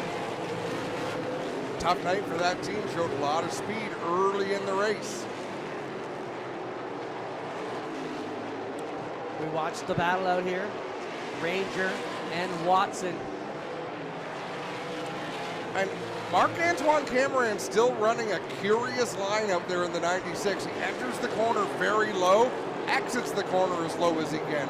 Rafael Lessard and Drayton Lapsevich behind. They come in a little bit more open. They sweep down into the turn, get down to the bottom on the apex, and then let the car come up. And there we saw Cameron get up over the inside berm there, the rumble strips on the bottom of the racetrack, and upset that 96 car. Doesn't look too upset though, still up front, leading away, but he is pulling a bit. Here, got it to 3 car lengths now over the 8 of Lessard. Lapsevich the 20, still running in position number 3. Lacroix back there in 4th, and Clute running in 5th with JP Bergeron and DJ Kennington. Lap cars between the 4th and 5th place machines. Brandon Watson all but pushing Alex Tagliani. His tag gets a nose under Gary Clute. Couldn't make it stick, but Clute drives a little hard into 3 and 4, slides up the racetrack. Contact between Tagliani and Clute. Give Alex Tagliani that position. Both drivers, tons of experience and great runs at Canadian Tire Motorsport Park. You can bet there. Circled that one on there it is, and look at Watson backs it in up on the inside of Tagliani. Clute jumps to the bottom, and that was some wild stuff. Little too much rear brake for Brandon Watson getting down into turn number 1, and Alex Tagliani was an innocent bystander, the victim in that case. Watson just stands on it, and it sticks, and he gets around Clute and tags. He doesn't want anything to do with the blowback. Take it and run. There's a look at the lead of the Paillet Chevrolet 96 of Marc-Antoine Cameron. 74 laps to go in this NTN Ultimate Bearing Experience 250 presented by the GD Coates Used Car Superstore. Cameron trying to erase these laps off the board as quickly as he can. You gotta think Lessard is just cooling the tires out of him. You're gonna know when it's time to make the move. And I think you're gonna see that 8 pick up the game. I don't think he's showing his full deck of cards yet. No, it's possible he hasn't, but I'm not sure. These are drivers who want to be out front. These are not racers. That's what I love about this series. There's nobody who's really content to run 2nd, 3rd, 4th. If they got a car to get to the front, they'll try to get it there. But you may be right. Lap cars in front of the leader, Marc-Antoine Cameron, gonna roll up on the back door of TJ Renamato and then Brian Cathcart. Cameron up to the outside of Renamato. 3 car lengths between himself and Rafael Lessard in 2nd. Now he puts a lap car between him and Lessard, and he'll go to the inside of Brian Cathcart. So a nice bit of driving by Marc-Antoine Cameron, and then Lessard aggressively threaded the needle. Worked their way under the Cathcart 71. Does Lapsevich. You'll see the Rinamato number 2 just ahead of him, but it's Marc-Antoine Cameron with 68 to go. And Lapsevich has to be cautious there. Rinamato not only a lap car, but he's also the boss. He's the team owner. So you don't want to get too aggressive there as Rinamato was trying to reel that car in, but Lapsevich gave him plenty of room. The 96 Paille Chevrolet team hitting on all cylinders right now. They have really hit the setup at him. He has not faded at all. In fact, when that car got warmed up, he has been gone. Well, Robin McCluskey, LP Dumoulin used to run with 2 crew chiefs. He had a car chief and a crew chief, and they worked very well together. Robin McCluskey was one half of that combination. He left when Paille formed this race team, and now here we see Robin McCluskey clearly brought some knowledge over what he's learned in a championship season to the 96 machine of Marc-Antoine Cameron. LP Dumoulin running in 7th. Clute 6th. Then Watson, Lacroix, Lapsevich, Lessard, and Cameron, the leader, working from 6th up. Brandon Watson just did a big favor to Alex Tagliani. Tagliani is racing side by side with JP Bergeron. That's a battle for the free pass position. Both those cars 1 lap down. They're running 8th and 9th respectively. So if a yellow comes out, one of those 2 cars will get the free pass. And Alex Tagliani, he's driving it like he stole it. Trying to get there on the 1 of Jean-Philippe Bergeron.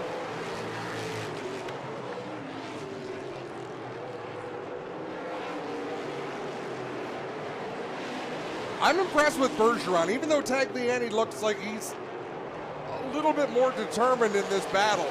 There is barely a mark on that Bergeron number 1. Yeah, and that's not easy when you come into a new series like this.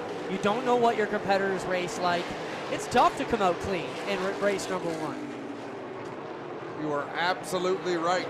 As Cameron closing in, it's not really a pack of slower cars, but a series of slower cars ahead of him.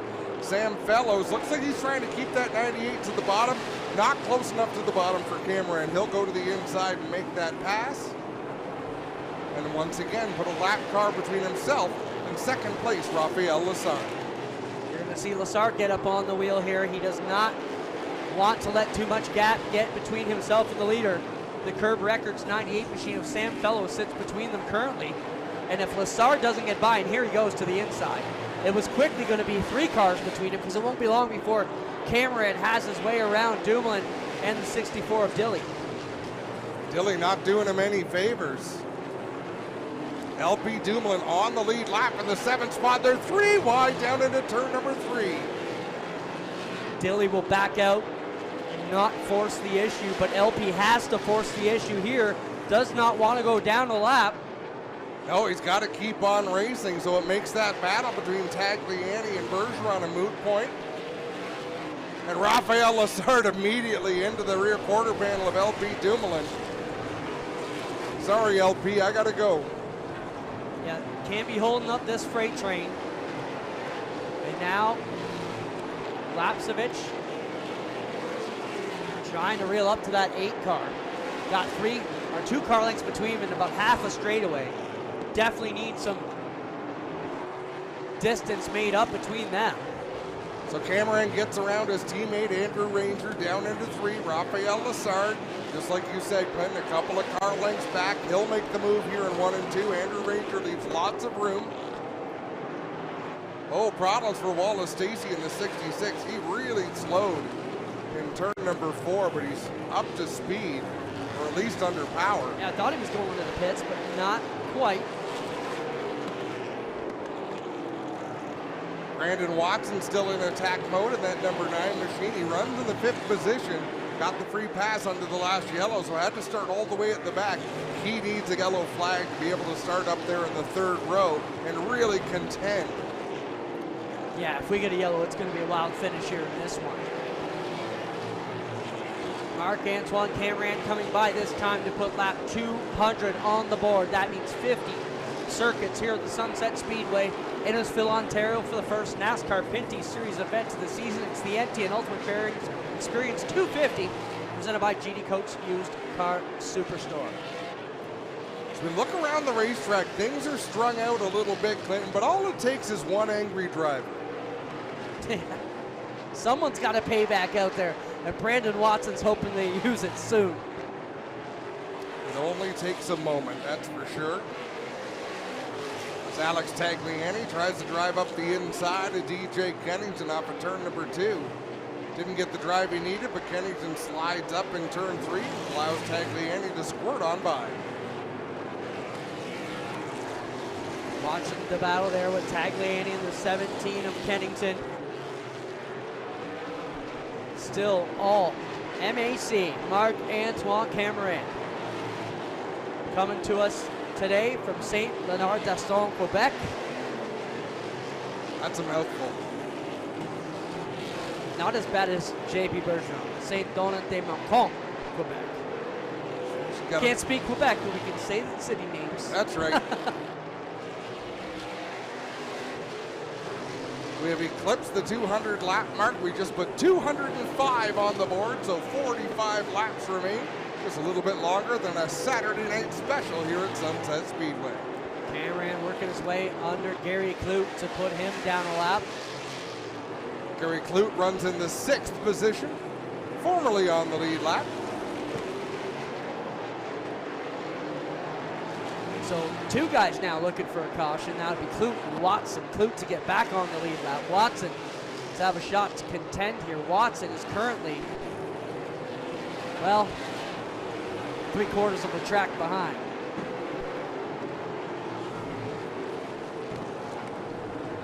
And a difference of 9 seconds from himself to the leader. And that's tight to make up here on the Speedway under green.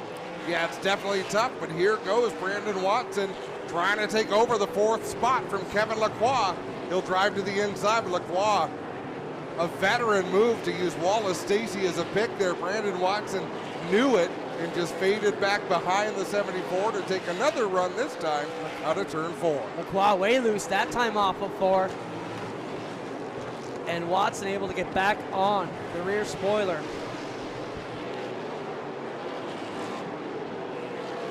Of the bumper to bumper, Lacroix tuning. And they're battling only a straightaway ahead of the race leader, Marc-Antoine Cameron. So we're talking about all the passing these cars are doing. Brandon Watson being on a tear. He is still under the threat of going a lap down if Marc-Antoine Cameron continues the pace he's running. Watson to the inside of Lacroix this time. Into one they go. Watson backs it up underneath. Oh, almost a little too much, and he gathers it up. Slid that car through 1 and 2. That was a beautiful job of not only saving it from spinning, but staying alongside the 74 of Lacroix. That's the best battle we got right now, and it's the battle for 4th. Watson determined to get it away from Lacroix. Lacroix coming right across the nose with Watson back into 3. Still all over him in that number 9. Watson with a great run last year at Delaware, trying to pick up another one at Sunset here tonight. Marc-Antoine Cameron has extended his lead over Raphael Lessard.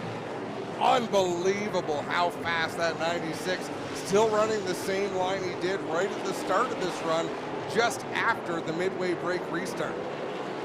35 to go. Saturday night shootout at your local racetrack is what we've got here. It's the NASCAR Pinty Series season opener. Innisfil, Ontario, Sunset Speedway, and the Todishes have done a great job here out of getting ready for the season. They absolutely have, and look at this quagmire of traffic. Brandon Watson worked so hard to take that spot from Kevin Lacroix. Now he's having to tiptoe around this traffic, and Lacroix able to close in on the back bumper of the number 9. Watson has to catch Lapsevich to make that one work, and he's a full half track and then some behind. So it's going to need a yellow here in the final 33 if we're going to have a shakeup. And what you get, Clinton, is situations just like this where the field is strung out, but then they come together with fast cars closing in on slower cars, and even slower cars yet still being on the racetrack, and it just creates that gaggle of cars for 2 or 3 laps, and that's where you often find the cautions. Lacroix working his way into the Sam Fellows 98 car. Behind them, Tagliani up front. Now we're looking at Watson and Mark Dilley side by side on the Speedway. 2:20 in, 30 to go.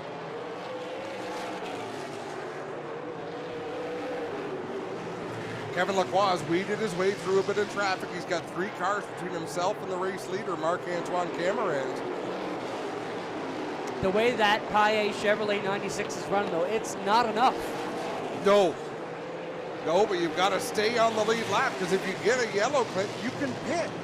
You can make adjustments to the race car because you're going to restart at the front as a lead lap car. So it's a big deal to race hard to stay on the lead lap and hope for that yellow.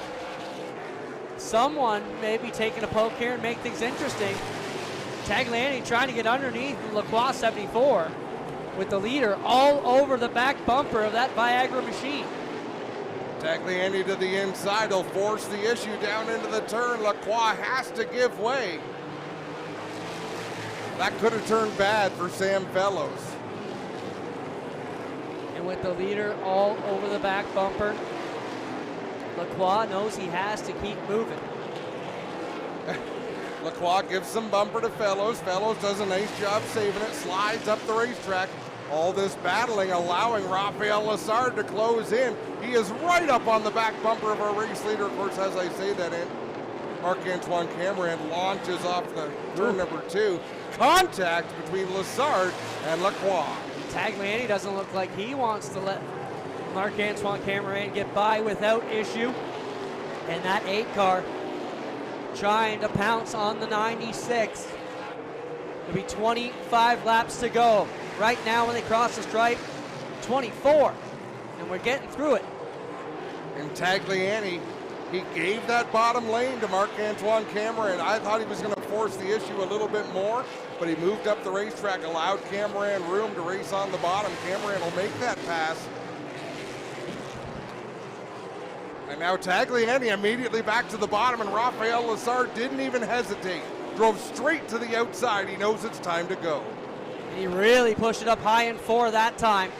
Battle for the lead getting set to shape up as that Choco number 8 for the Fast Eddie Speedway team. And Ray Jr. Quartermash also on the side of the 8 car. And Lessard, young talent, hot shoe coming into this one. Lessard is really getting a good exit on these turns, Clint. He's a bit awkward in the center, but he's able to manipulate that car to get a good drive off. Still doesn't look as good as Camerand, but he's holding pace right now. And that youngster, if he can figure out a way, he's going to do it.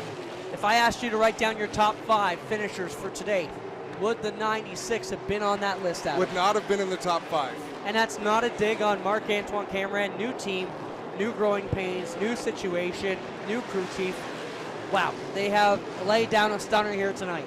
You made a great point, Clint. Like you said, new team. It's not that the talent's not there. You just don't expect someone to come out of the box this impressive in a field of cars that is very, very good. Under 20 laps to go. And still, Lessard is there, pushing hard through the turns, taking it up a little bit higher. Maybe trying not to pinch it down. Can he roll some more speed through the turns? He's got to have something in that bag of tricks. I think he's pulling out all the tricks he's got just to maintain this pace. I mean, watching what the 96 is doing is unbelievable. Little bit of, whoa, Brian Cathcart. I don't know if he rubbed the wall or put smoke out of it, but you can see the smoke coming up on the front stretch. You know what's not working into Lessard's hand right now, Adam? The fact that the 2 drivers, well, one of them was Ranger. Ranger just let him go by, teammate, easily. But Brandon Watson is a fast-moving car. He likely won't hold up the leader. It's not like a gaggle of 3 slower lap cars that would give Lessard a chance. Brandon Watson's going to make it very difficult for Marc-Antoine Camerand. He's a lead lap car. He deserves his spot on the racetrack. And as I say that, he moves right over to the side and lets Marc-Antoine Camerand go by. I'm thinking he got the message. It's a long season and you're a newcomer. We're going to need some favors. And there's nothing to be gained by holding up the 96 tonight. You're not going to do it. Unless maybe Lessard was your teammate and you're trying to make that win for him. You make a good point. 12 laps to go in this NTN Ultimate. Oh, trouble! Right in front of the leaders. Woohoo! This is gonna change things. So the good news for Brandon Watson, he gets his lap back. The bad news, he has to start at the back of the field. He would have been able to start in row number 2 as the 4th place car, but because he's going to get the free pass, unless they do go back to the last completed lap, but even then I think the 9 car had still gone a lap down. We'll see what timing and scoring does. Well, at this point in time, we'll take a quick break here at Sunset Speedway, and we'll be right back.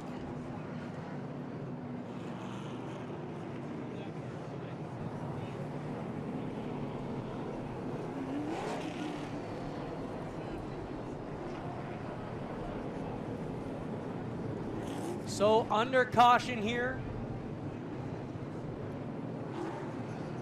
For a spin by Wallace Stacy.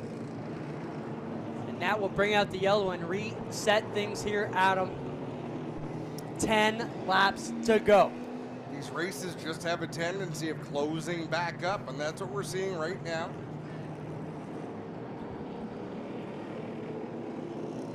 So they will stack up the field and get it sorted out. And again, if you're Rafael Lessard or Trayton Lapsevich, you can come down pit road. Once pit road opens, we see the green flag up there in turn number 3. And with not so many cars on the lead lap, it's not a bad play. No, you're going to restart in the first 2 rows, but none of them take advantage yet. Well, fans, make some noise if you think Marc-Antoine Cameron can put the finish on this one tonight. Are you cheering for Rafael Lessard maybe out there tonight? We have a shootout coming here, Adam. What about Trayton Lapsevich? Have we got any Trayton Lapsevich fans in the house? Of course we do. The race is still wide open. We talked about other drivers who have kept their car clean. How about that number 20 of Trayton Lapsevich? Yeah.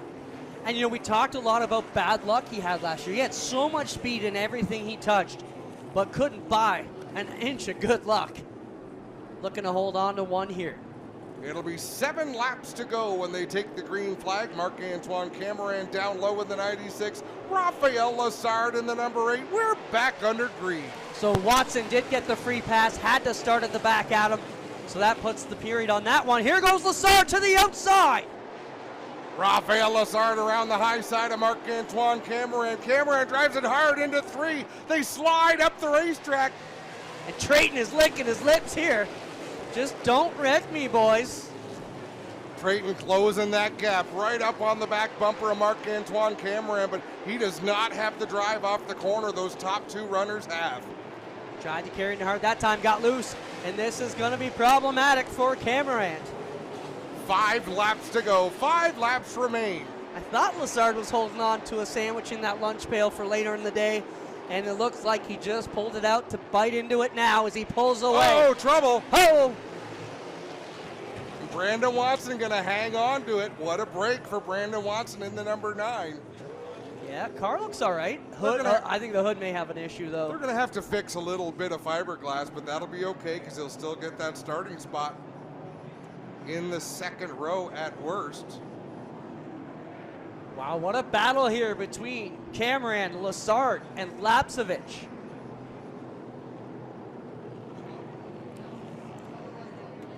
Once again, want to thank Paul Mio, Rita, and everybody from NTN Bearings for bringing us the NTN Ultimate Bearing Experience 250. And also want to thank everybody at GD Coates Used Car Superstore. Without your support, we couldn't be doing what we do here on the Saturday, bringing you the NASCAR Pinty Series live from Sunset Speedway.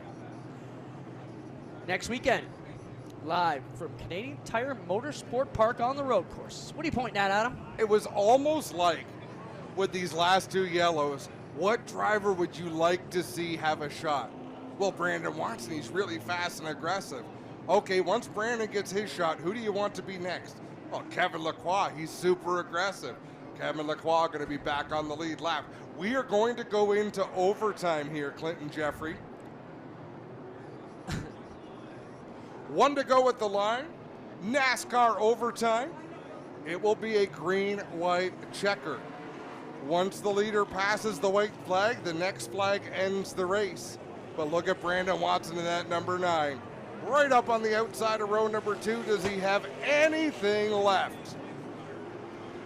Well, I think the outside lane was where the better drive was. At least Lessard got better drive on the top that time, not having to pinch it down. Lessard. Wow, fast start for Lessard. He runs Cameron way up the racetrack. Gets away. Now they will cross. Oh, sails it down into turn number 1. Here goes Trayton Lapsevich to the inside. Plenty of Trayton Lapsevich with the lead down into turn number 3. Lessard fighting back on the high side. Cameron struggling to the outside. He's got problems now. Here comes the 9 of Watson, but it's Lapsevich and Lessard. Last lap, Adam. Take us home. Trayton Lapsevich looking for win number 1. Rafael Lessard with a fast car to the outside. It's going to be a drag race to the finish. Lapsevich for the win. Lessard with a second place. Brandon Watson with third. Holy moly, what a show. Cameron fourth. After dominating that race, that's got to be problematic and upsetting for them. What a run, though. You called it, Adam. Can never count this young superstar out. He gets it done.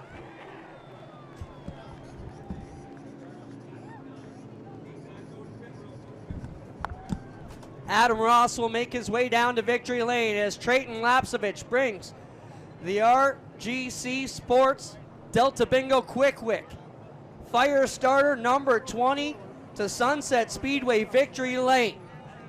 He cut his teeth here as a youngster, only a couple years older than 10, getting it done here at what could be considered the track that started it all for young Trayton.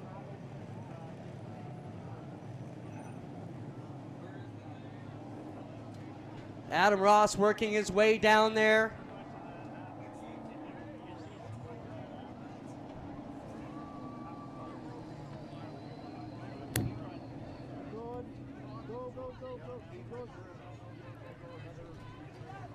Crews have been asked to stay back from the car until the driver gets out to give you fans a good look. When he gets out, you make sure you let him know you appreciate the run he had here tonight, and he'll take a victory lap here. How about a sunset for one of your own, Trayton Lapsevich?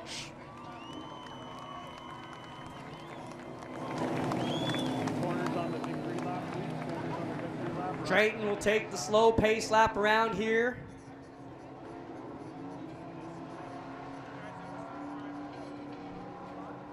And when he gets down to the hospitality tents, let him know you like what you saw there, fans. He makes his way down there to salute you, and he'll be right back here on the front stretch to talk to Adam Ross in a minute.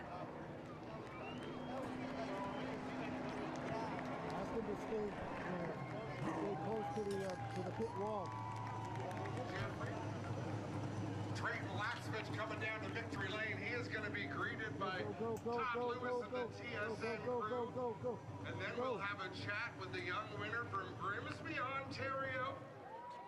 We'll talk to Rafael Lessard, second place finisher today, and Brandon Watson, who brought the number 9 home in third. So partners, please don't forget, 20-second, 30-second billboards get forward. Race fans, you'll be able to watch this race next weekend on TSN in high definition. Do us a favor, please. Let's show some appreciation for Trayton Lapsevich, a driver of the number 20. When he climbs out of this race car, show them how loud you can get, Sunset Speedway. Spencer, you there?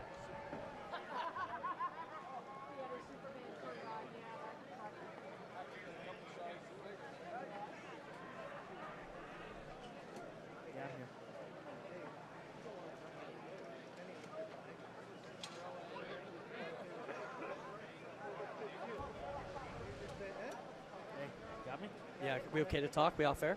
We're not off air. I don't know what's going on. Is Adam doing the interview or is Todd? Todd's doing something right now. And then Adam's going to get an interview. Just ride it out.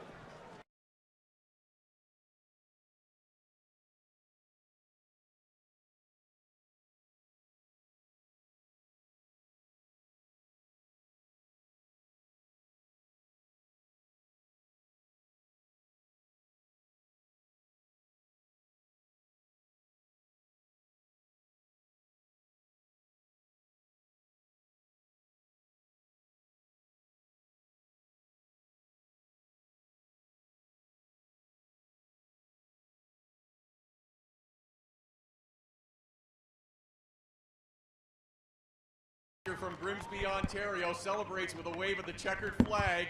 He has come close twice before, finishing runner-up, including here at Sunset. What a dramatic end. Take me through those last couple of laps. Oh, wow. First of all, I got to start off by thanking everyone at 22 Racing, FBM, RGC Sports Quickly.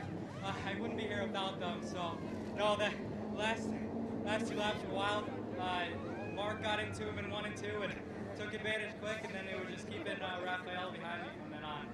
Celebrate with a first victory for Trayton Lapsevich here to open the season at Sunset Speedway.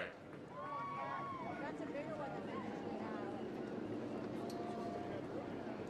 Okay, well, it's bigger than what they had last year, that's for sure.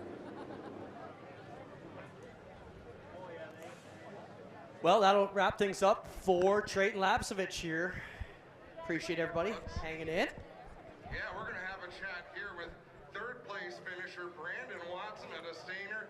I don't think that's quite the way you draw these races up, Brandon, but pretty good finish considering what you had to go through. Yeah, definitely. We struggled there for a bit. We had a good car to start off, good car in qualifying. This Way Motorsports car was really good on the short runs. I can't thank these guys enough.